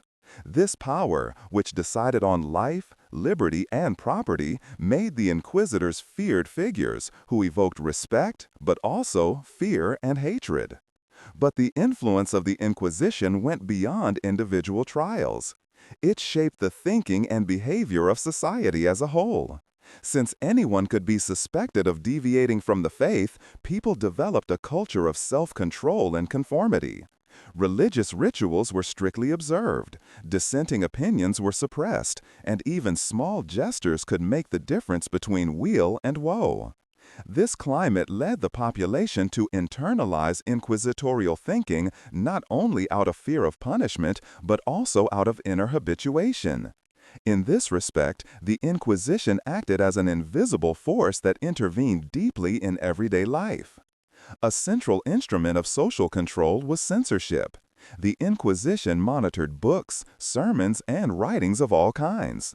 With the Index Librorum Prohibitorum, the list of forbidden books, she created a powerful tool to control Spain's intellectual horizon.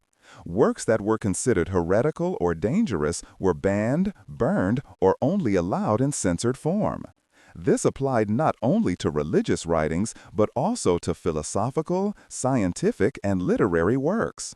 Many ideas that contributed to the flowering of the Renaissance and later to the Enlightenment in other parts of Europe could only be received to a limited extent in Spain.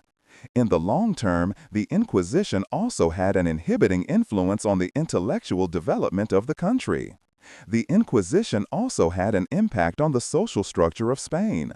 In particular, the persecution of conversos and moriscos led to the stigmatization of entire population groups. Anyone of Jewish or Muslim origin was always considered suspicious, even if the family had been Christians for generations. This discrimination led to the formation of a society in which purity of blood became a decisive criterion. The ideal of the limpieza de sangre, the purity of blood, determined careers, marriages, and opportunities for social advancement. The Inquisition made a significant contribution to anchoring this concept and thus dividing society into a rigid hierarchy of pure and impure Christians. The Inquisition also had economic consequences. The confiscation of the assets of the convicted brought considerable income to the institution itself. At the same time, the persecution of wealthy conversos led to the expropriation or exile of important sections of the urban elite.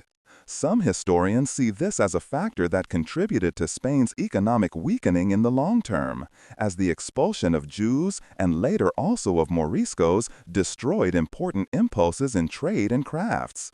Thus, the Inquisition functioned not only as a religious but also as an economic instrument of power, which was used specifically for the redistribution of resources. The political influence of the Inquisition was also evident in its proximity to the monarchs.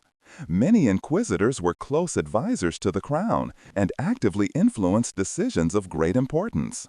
The most famous among them was Cardinal Tomás de Torquemada, the first Grand Inquisitor of Spain, who was instrumental in shaping the institution. Under his leadership, the Inquisition became an integral part of the political system. Later, other Grand Inquisitors followed, who acted not only as religious judges but also as political actors. They acted as defenders of the crown, legitimized their decisions religiously, and thus contributed to the stabilization of the monarchy. In foreign policy, the Inquisition also had indirect significance. Spain saw itself as a bulwark of Catholicism in Europe, especially after the beginning of the Reformation. The Inquisition became a symbol of this role, which distinguished Spain from its Protestant opponents. At the same time, it served as a domestic political instrument to nip any proximity to Protestant ideas in the bud. Thus, the institution also became part of the great confessional conflicts of the 16th and 17th centuries in which Spain played a central role. The power of the Inquisition was based not only on coercion, but also on its ability to stage. The solemn carta fe, the sermons, the symbolic representation of heresy and punishment, all this made her a visible and tangible force in people's everyday lives. She worked not only through her judgments, but also through the image she conveyed of herself. As a defender of the faith, as a judge of good and evil, as a guarantor of the unity of the empire.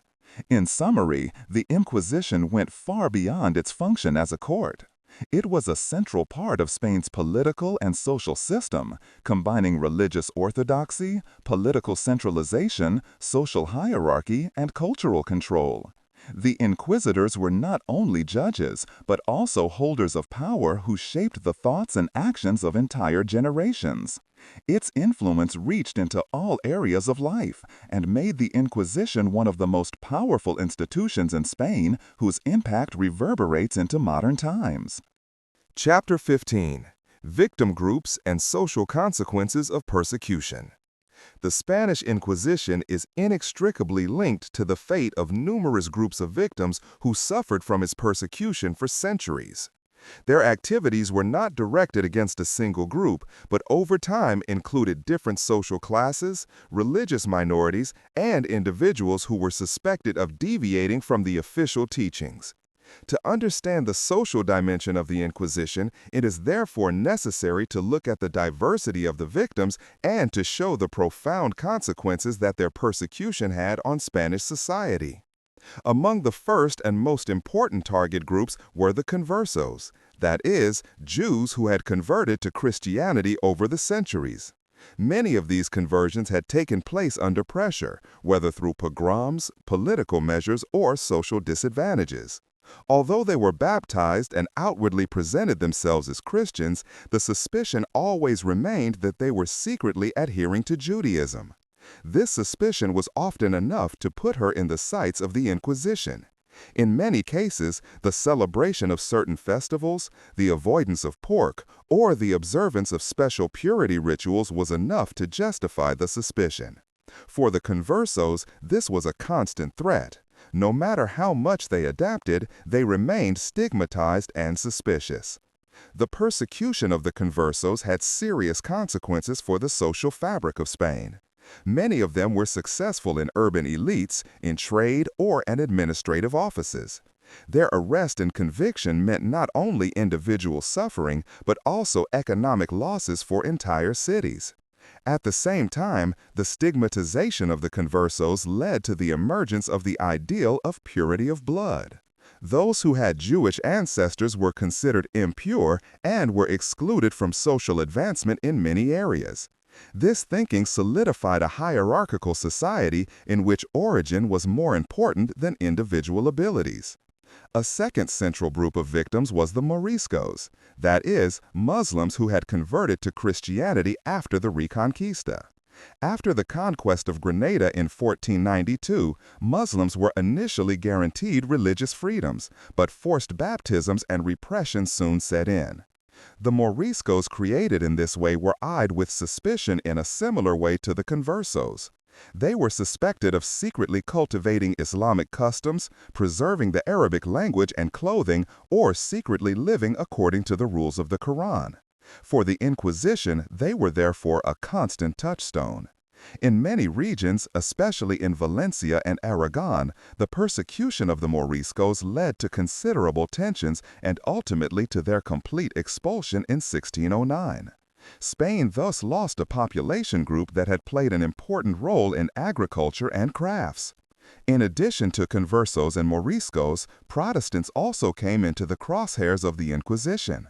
Although the Reformation never gained a large following in Spain, the mere possibility that Protestant ideas could gain a foothold was enough to crack down on it. In Seville and Valladolid, spectacular trials took place in the 16th century in which alleged followers of Lutheran teachings were executed. This persecution showed that the Inquisition also functioned as a bulwark against the influence of foreign ideas, making Spain a bulwark of Catholic orthodoxy. Another group of victims were women suspected of practicing sorcery or witchcraft. Although the witch hunt played a smaller role in Spain compared to other parts of Europe, there were regions where the Inquisition conducted trials against alleged witches. Especially in northern Spain and in the colonies, women were accused of being in league with the devil or performing magical rituals. Here, too, the Inquisition served to channel social tensions and gain control over behaviors that were perceived as dangerous or deviant. However, the persecutions did not only affect clearly defined groups, but could in principle affect anyone. Clergymen who deviated from the official doctrine in their sermons, farmers who cultivated old customs, intellectuals who read forbidden books, they could all become victims of the Inquisition. This unpredictability made the institution so effective, as no one could be sure that one day they would not be blamed themselves. The social consequences of these persecutions were profound. On the one hand, they led to a climate of mistrust and fear. Neighbors denounced each other, families were divided, and entire communities lived in constant uncertainty. Loyalty was no longer primarily for personal relationships, but for the compulsion to conform. On the other hand, social diversity has been massively restricted. With the expulsion of the Jews in 1492, the persecution of the conversos, and the expulsion of the Moriscos in the early 17th century, Spain lost important parts of its population that had contributed to the cultural and economic wealth of the country for centuries. In addition, the Inquisition shaped Spain's social thinking for generations. The concept of limpieza de sangre led to origin and ancestry becoming central criteria for social status. Even in the 18th and 19th centuries, this thinking played a role and influenced who had access to offices, orders, or universities. Thus, the Inquisition had an effect far beyond its actual activity as a factor of social structuring. In summary, the groups of victims of the Inquisition were diverse, and that their persecution left deep scars on Spanish society. Conversos and Moriscos were systematically stigmatized and ultimately excluded from society. Protestants and intellectuals were oppressed, and women were suspected of witchcraft. These persecutions led not only to individual suffering, but also to a loss of diversity, creativity, and economic dynamism. The Inquisition created a society characterized by fear, mistrust, and social hierarchy, a legacy that continued to influence Spain long after the institution ended. Chapter 16: Economic Impact and the Role of Confiscations. The Inquisition was not only a religious institution, but also an economic actor that left deep traces in Spain's economic development. Their trials, the expropriations and confiscations, as well as the social consequences of their persecutions, had far-reaching consequences for the economic life of the country. To understand the economic impact, one must look at both the immediate financial aspects that brought revenue to the Inquisition itself and the crown, and the long-term consequences of the expulsion, stigmatization, and elimination of entire populations. A central element of the inquisitorial practice was the confiscation of the property of convicts. Those found guilty of heresy lost not only their freedom or life, but also all their possessions. Houses, lands, jewelry, merchandise, and cash were confiscated and either used directly to fund the Inquisition or passed on to the crown. This practice made trials against wealthy defendants particularly attractive, as they were able to generate significant revenue. Critics, therefore, accused the Inquisition early on that economic motives played a role in the selection of victims. The economic significance of the confiscations was considerable. The Inquisition used the money to finance its own administration, its tribunals, prisons, and the inquisitor salaries. At the same time, the crown received additional revenue, which was urgently needed in times of constant wars and growing government spending. Spain was in a period of expansion in the 16th century in which it maintained huge armies and financed expensive campaigns in Italy, the Netherlands, and against the Ottoman Empire. The Inquisition provided a welcome source of income that complemented the royal treasure. But these short-term gains have had destructive consequences in the long term. The persecution of the conversos and later the Moriscos led to the displacement of entire populations that played an important role in trade, crafts, and agriculture from the economic life of Spain. Many of the richest traders, doctors, bankers, and craftsmen came from families of Jewish or Muslim origin. Their expropriation, flight, or execution meant an enormous loss of knowledge, capital, and entrepreneurial spirit. The expulsion of the Jews in 1492 and the Moriscos in 1609 robbed Spain not only of hundreds of thousands of workers, but also of entire networks of trade and production that had grown over centuries. In cities such as Seville, Toledo, or Valencia, the consequences were particularly noticeable. There, conversos and Moriscos had taken on central functions in economic life for generations. After their displacement, these structures were absent, and the cities experienced a decline that other social groups could not absorb. The loss of trade and financial expertise in particular had a fatal effect, as Spain developed a growing dependence on precious metals from America during this time. Instead of fostering a diversified and productive economy, the country increasingly relied on the revenues of silver and gold pouring out of the colonies. This short-term enrichment temporarily masks the structural weaknesses but could not compensate for them in the long term. The Inquisition also indirectly contributed to a climate of economic stagnation. The constant risk of being targeted by denunciation or suspicion inhibited the entrepreneurial spirit and the willingness to take risks. Wealthy families often try to keep a low profile instead of investing in new projects or innovative ideas. At the same time, the emphasis on the limpieza de sangre, the purity of blood, led to the fact that it was not talent or skills that decided careers, but origin and ancestry. This attitude blocked social advancement and prevented the most dynamic sections of society from reaching their potential. Another aspect was censorship, which also had economic consequences.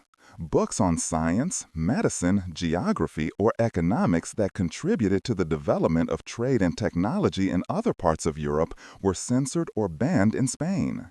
This restriction of the flow of knowledge had a direct impact on the country's innovative strength.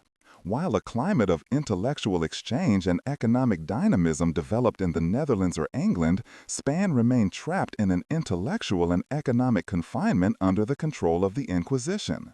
The economic consequences become particularly clear when looking at the European context. While Spain was still a leading power in the 16th century, it increasingly lost importance in the 17th century. Countries such as the Netherlands or England, which allowed religious diversity to a greater extent and in which economic entrepreneurship was promoted, rose to economic and political supremacy. Spain, on the other hand, suffered from a combination of religious intolerance, economic tightness, and a fiscal policy that relied on short-term revenues. The Inquisition was an important factor in this process, as it destroyed the conditions for economic creativity and diversity. The role of confiscations should not be underestimated. They created a perverse incentive for the Inquisition to target wealthy defendants. This increased distrust of the institution, which was seen by many not only the guardian of the faith, but also as a predator. Entire families were ruined, and the fear of financial destruction was as great as the fear of imprisonment or death. Thus, the Inquisition acted not only as a religious threat, but also as an economic terror. In summary, the Inquisition generated revenue for itself and the crown in the short term, but in the long term it contributed significantly to Spain's economic weakening. The confiscations destroyed wealth and confidence. The persecution of conversos and moriscos robbed the country of entire sections of the population. And censorship inhibited intellectual and economic development. Spain paid a high price for the supposed purity of faith by sacrificing diversity, dynamism, and innovation. The Inquisition was thus not only an instrument of religious oppression, but also a factor of economic backwardness, which contributed decisively to Spain's loss of its leading role in Europe. Chapter 17: Culture, Science, and the Censorship of the Inquisition. The Inquisition was not only an institution that watched over questions of faith and persecuted people, but also a power that intervened deeply in the cultural and spiritual development of Spain. She saw herself as the guardian of pure doctrine and intervened wherever she sensed deviations, doubts, or undesirable ideas. This attitude shaped not only religious life, but also art, literature, and science. The consequences were ambivalent. On the one hand, the Inquisition helped to create a uniform Catholic culture that determined the face of Spain for centuries. On the other hand, it prevented the free exchange of ideas and thus decisively inhibited the intellectual and scientific development of the country. A central means of control was censorship. Early on, the Inquisition began reviewing and banning books that it considered dangerous or heretical. This practice was systematized in the 16th century, when the Index Librorum Prohibitorum, the Directory of Forbidden Books, was introduced. It listed works that were not allowed to be printed or read in Spain. This included not only theological writings related to the Reformation, but also works of philosophy, science, and literature. Even classics of antiquity or important humanist writings could end up on the index if they contradicted Catholic doctrine or raised doubts about the authority of the Church. The effect of this censorship was enormous.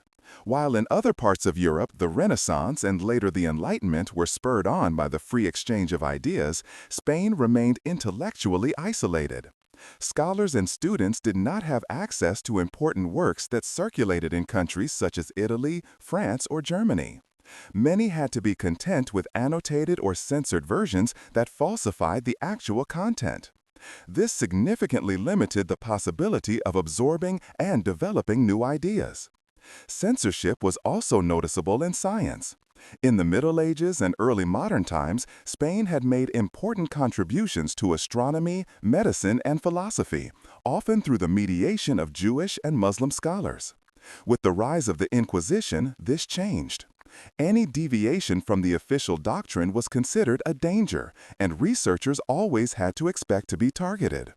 A well-known example is the case of Giordano Bruno, who was burned not in Spain but in Rome, but whose fate illustrated the atmosphere in which unorthodox thinkers lived. In Spain, too, scientists who advocated new theories were watched with suspicion. The relationship between the Inquisition and the new findings of astronomy was particularly delicate. When Copernicus and later Galileo Galilei advocated the heliocentric worldview, they met with massive resistance from church authorities. In Spain, fonts that advocated the heliocentric model were banned or only allowed to a limited extent. This hindered access to the new scientific knowledge that paved the way for modern science in other countries. Spain fell behind because the Inquisition suppressed scientific progress as soon as it collided with established doctrine. Literature was also affected.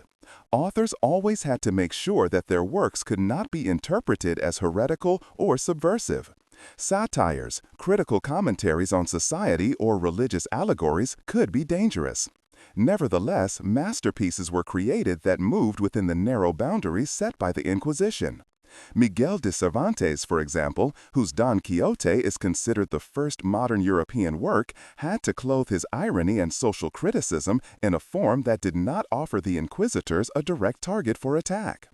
Many writers made indirect criticism, hiding their messages behind allegorical figures or obscuring their views to avoid the suspicion of the Inquisition. Art, on the other hand, was more influenced by Catholic orthodoxy, which supported the Inquisition. In painting, architecture, and sculpture, a style was promoted that glorified faith and underlined the power of the Church. The Baroque developed into an art form in Spain that expressed religious emotion, drama, and devotion to God. Artists such as El Greco or later Velázquez created works that are still considered masterpieces today, but they stood in a cultural climate that was characterized by religious austerity. Art was not allowed to experiment too much or raise doubts, but had to reaffirm the faith and uplift the faithful. Censorship also had an impact on education.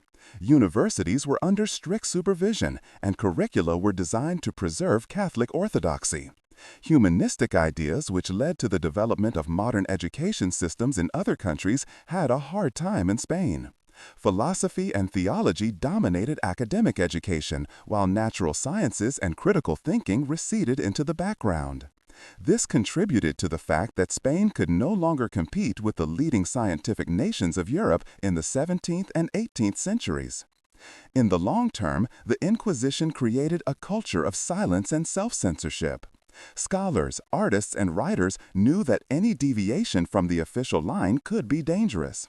Many therefore refrained from publishing their ideas or adapted them so as not to risk prosecution. This atmosphere inhibited creativity and innovation and led Spain to develop a rich cultural tradition but to lag behind in crucial areas of science and thought. In summary, the Inquisition had a profound impact on culture and science in Spain. Through its censorship, it created an intellectual narrowness that prevented the absorption of new ideas and inhibited the development of modern sciences. At the same time, it fostered a religiously influenced culture that produced great artistic works but left little room for criticism or innovation. Here, too, Spain paid a high price for the implementation of religious unity. It became a country that shined culturally but remained increasingly isolated intellectually. Chapter 18. Everyday Life and Perception of the Inquisition Among the People. The Inquisition was not only an institution that worked behind the walls of courtrooms and dungeons, but an integral part of everyday life in Spain. It influenced the way people thought, acted, and interacted with each other. Their presence was omnipresent, even if not everyone was directly affected by a lawsuit. The knowledge that the Inquisition watched over faith, behavior, and words was enough to shape everyday life and create a climate of caution, adaptation, and fear. For many people, the encounter with the Inquisition began in a subtle way. It was enough to warn of heresy during sermons or to hear that an auto de fe had been held in a nearby town. The mere knowledge of these events was enough to reinforce the idea that no one was safe. In many congregations, an edict of mercy was also posted, calling on the population to report deviations from the faith. These edicts reminded everyone that it was the duty of a good Christian to report the neighbor, the colleague, or even one's own family if there were doubts about the faith. The climate of mistrust that this created was a central feature of everyday life under the Inquisition. Families often did not dare to talk about sensitive topics for fear that a thoughtless word could be passed on. Even children could get their parents into trouble if they repeated thoughtless remarks at school or church. Neighborhoods became places of mutual observation in which any deviation from everyday religious life could seem suspicious. Whether someone did not eat pork, whether a family celebrated certain holidays in an unusual way, whether someone forgot to make the sign of the cross when entering the church, all this could give rise to rumors and denunciations. At the same time, the Inquisition was a visible part of public life. The big cars de fe pulled entire cities together and made the power of the institution tangible. For the population, these ceremonies had a double character. They were festivals where people came together, watched processions and heard sermons, and at the same time, they were acts of fear, as the condemned were paraded in penitential robes and their punishments were publicly announced. Many people took part because it was compulsory or because they did not want to miss anything, but the humiliation of the accused, the intimidation of the sermons, and the deterrent effect of the executions remained in the memory. The perception of the Inquisition among the people was ambivalent. On the one hand, many people feared their harshness, their arbitrariness, and the destructive power of denunciations. No one could be sure that they would not be targeted, and so they lived with a constant fear that lay like a shadow over everyday life. On the other hand, the Inquisition was also perceived as protection. Many believed that it protected the community from internal enemies, that it kept the faith pure and stabilized society. For ordinary believers who took the dangers of heresy seriously, the Inquisition was a guarantee that God would not punish the kingdom for infidelity. This double perception led to the Inquisition being deeply anchored in the collective consciousness. She was not only feared, but also respected, sometimes even defended. This was also due to the fact that their language and rituals became part of religious culture. Anyone who read an edict of grace, heard a sermon, or was present at an auto de fe experienced the Inquisition as a religious reality that ordered their own lives. Many people internalized this attitude so strongly that they monitored themselves and adapted their behavior without the need for external coercive measures. For the victims, however, the experience of the Inquisition was a break in their everyday lives, which usually ended in disaster. Those who were denounced often lost their freedom overnight. The arrests took place unexpectedly, often in the middle of the night, and the defendants disappeared into the dungeons of the Inquisition for months or years. Families were torn apart, property was confiscated, and social prestige was lost. Even if there was an acquittal, the shame remained because the public knew that someone had been suspected of heresy. This permanently damaged their reputation, and many were never able to return to their former lives. For the general population, the Inquisition was therefore also a constant memorial. You saw neighbors, friends, or relatives disappear and knew that you could also find yourself in this situation. These experiences strengthened the willingness to adapt and led to religious rituals being observed with the greatest care. Everyday life was characterized by constant mindfulness, which did not arise out of inner need, but out of fear of suspicion. It is also interesting how the Inquisition was perceived in popular culture. She found her way into tales, legends, and songs, in which she was both feared and mocked. Some stories were about the cruelty of the Inquisitors, others about cunning defendants who outwitted them. This ambivalent portrayal shows that the population was not only intimidated, but also tried to deal with the threat in a humorous or critical way. In the rural regions, which were less directly affected by trials, the Inquisition was often a distant but nevertheless powerful institution. They were known mainly from stories and sermons, and their presence acted as a threatening backdrop. In the cities, on the other hand, it was a constant companion, visible through their buildings, their officials, and their public ceremonies. These differences also shaped perception. While the rural population saw it as an abstract power, it was a real and frightening part of life in the cities. In summary, the Inquisition profoundly influenced everyday life in Spain. It was a system of control that functioned through fear, denunciation, and public staging. The population lived in a constant field of tension between fear and acceptance, between rejection and respect. The Inquisition was not only an external power, but also an inner attitude that shaped people's behavior and thinking. She left behind a collective legacy that went far beyond her institutional existence, the habituation to surveillance, the willingness to adapt, and the deep awareness that religious unity stood above individual freedom. Chapter 19. Decline and Dissolution of the Inquisition. The Spanish Inquisition, which had been founded in the late 15th century as a powerful instrument of the Catholic monarchy and had shaped the religious, political, and social life of Spain for centuries, gradually began to lose influence in the 18th century. Their once feared authority was gradually undermined until it was finally dissolved in the 19th century. The decline of this institution was the result of profound changes. New political realities, the Enlightenment, economic decline, and international criticism created an environment in which the Inquisition could no longer maintain its former role. In the 16th and early 17th centuries, the Inquisition had been a central symbol of Spanish power. It had helped to consolidate the unity of the empire, to enforce religious homogeneity, and to suppress oppositional movements. But already during this time there were signs of overstretching and fatigue. The spectacular trials of conversos and moriscos had passed their peak, and after the expulsion of the moriscos in 1609, one of their main tasks was practically over. Although the persecution of heresy, witchcraft, or Protestants remained, the extent and drama decreased. At the same time, Spain's political influence in Europe began to decline. The loss of supremacy in the 17th century, military defeats, and increasing dependence on precious metals from America weakened the empire. While other countries such as France, England, and the Netherlands flourished economically and intellectually, Spain remained in a rigid order, to which the Inquisition also contributed. This rigid structure was increasingly perceived as an obstacle that prevented progress and modernization. However, the real decline of the Inquisition began in the 18th century, when the ideas of the Enlightenment reached Europe.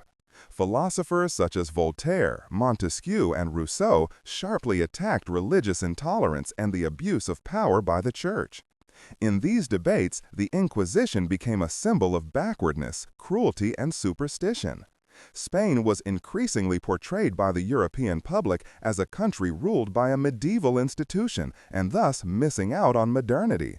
This criticism was not without effect because intellectuals in Spain itself began to question the role of the Inquisition. The Bourbons, who took over the Spanish crown after the War of the Spanish Succession in the early 18th century, were strongly influenced by French models. They tried to modernize the state, reform the administration, and revive the economy. In this context, the Inquisition increasingly appeared as an outdated institution that stood in the way of centralization and the new political reason. Although the monarchs did not dare to abolish it immediately, it was still too deeply anchored in the social fabric, its importance declined. A decisive turning point occurred during the Napoleonic Wars. When France occupied Spain in 1808 and Joseph Bonaparte, Napoleon's brother, was placed on the throne, the Inquisition was officially abolished. For the new rulers, it was the symbol of the old order that they wanted to overcome. Although this measure did not remain permanent, after the expulsion of the French in 1814, the Inquisition was restored under King Ferdinand VII. The first rupture had occurred. The population had experienced that Spain could exist without the Inquisition, and many were no longer willing to return to the old system. In the 19th century, the situation worsened further. Spain was marked by political instability, uprisings, and the loss of its colonies. In this environment, the Inquisition increasingly seemed like a relic from another time. Liberal movements, which demanded more freedom and modernization, openly questioned the institution. In the Cortes of Cadiz, which met during the War of Independence against Napoleon, the Inquisition was abolished again in 1813, this time as part of a broader constitutional reform that would lead Spain into a modern constitutional age. But even this abolition was not final. When Ferdinand VII restored the old order after his return, he reintroduced the Inquisition in 1814. However, she was only a shadow of her former self. Their political influence was weakened, society had changed, and international criticism was increasing. Finally, the institution was finally abolished in 1834 under the regency of Maria Cristina of Bourbon. After more than 350 years, this marked the end of the history of an institution that had shaped the image of Spain like no other. The decline and dissolution of the Inquisition were not only the result of external criticism or political upheaval, but also of internal exhaustion. Their main tasks, the persecution of conversos, moriscos, and Protestants, had lost their basis. The social and cultural changes of the 18th and 19th centuries made their methods untenable. An institution based on fear, denunciation, and religious homogeneity could not survive at a time when ideas of freedom, reason, and individual religious choice were gaining more and more importance. Nevertheless, the dissolution of the Inquisition was not an easy process. It was so deeply rooted in Spanish society that its abolition was also a painful break. Many people felt insecurity because an institution that had been considered a guarantor of order for centuries disappeared. Others welcomed their end as liberation from fear and oppression. In any case, the year 1834 marked a turning point. Spain ended an era that had shaped it more than any other, and entered the difficult path to modernity. In summary, the decline of the Inquisition was a slow but inevitable process. Political weakness, economic decline, international criticism, and the ideas of the Enlightenment undermined their authority step by step. The final dissolution in 1834 was not so much a sudden break as the result of a long development in which the institution had lost its legitimacy. It left behind an ambivalent legacy, on the one hand, a symbol of intolerance and oppression, and on the other, a part of Spain's history that had shaped its culture, politics, and society for centuries. Chapter 20. Legacy and Historical Assessment of the Inquisition. The Spanish Inquisition is still a symbol of fear, intolerance, and oppression today. At the same time, it is a part of European history that has left deep traces in politics, religion, and society. Her legacy is ambivalent and multi-layered. She shaped Spain, shaped the Catholic Church, and influenced the country's image in the world to the present day. A historical assessment must therefore take into account both the real effects and the myths and legends surrounding the Inquisition. In Spain itself, the Inquisition was a power that determined people's everyday lives for centuries. It created an atmosphere of control where deviance was not tolerated and conformity became a survival strategy. This attitude had an impact beyond their institutional existence and shaped the mentality of entire generations. Even after its dissolution, a deep mistrust remained in society, a tendency to conform and suppress diversity. Many historians see this attitude as one reason why Spain was slower to catch up with modernity than other European countries. Internationally, the Inquisition became a symbol of Spanish backwardness and cruelty.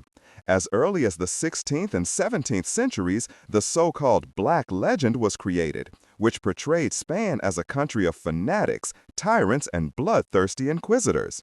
This legend was particularly cultivated by Spain's opponents, such as England or the Netherlands, in order to underpin their own political and religious interests. But even if the Black Legend often exaggerated, it had a kernel of truth. The Inquisition was indeed an institution that used cruel methods, suppressed individual freedom, and destroyed diversity. In the Catholic Church, the Inquisition was an instrument that helped to ensure the unity of the faith in Spain and its colonies. It made the country a bulwark against the Reformation and protected it from major denominational divisions for centuries. From the Church's point of view, this was an achievement that was interpreted as the protection of the faith. But from today's perspective, it appears to be a price paid with the suppression of thought, creativity, and freedom. An important part of the legacy is the victim groups formed by the Inquisition.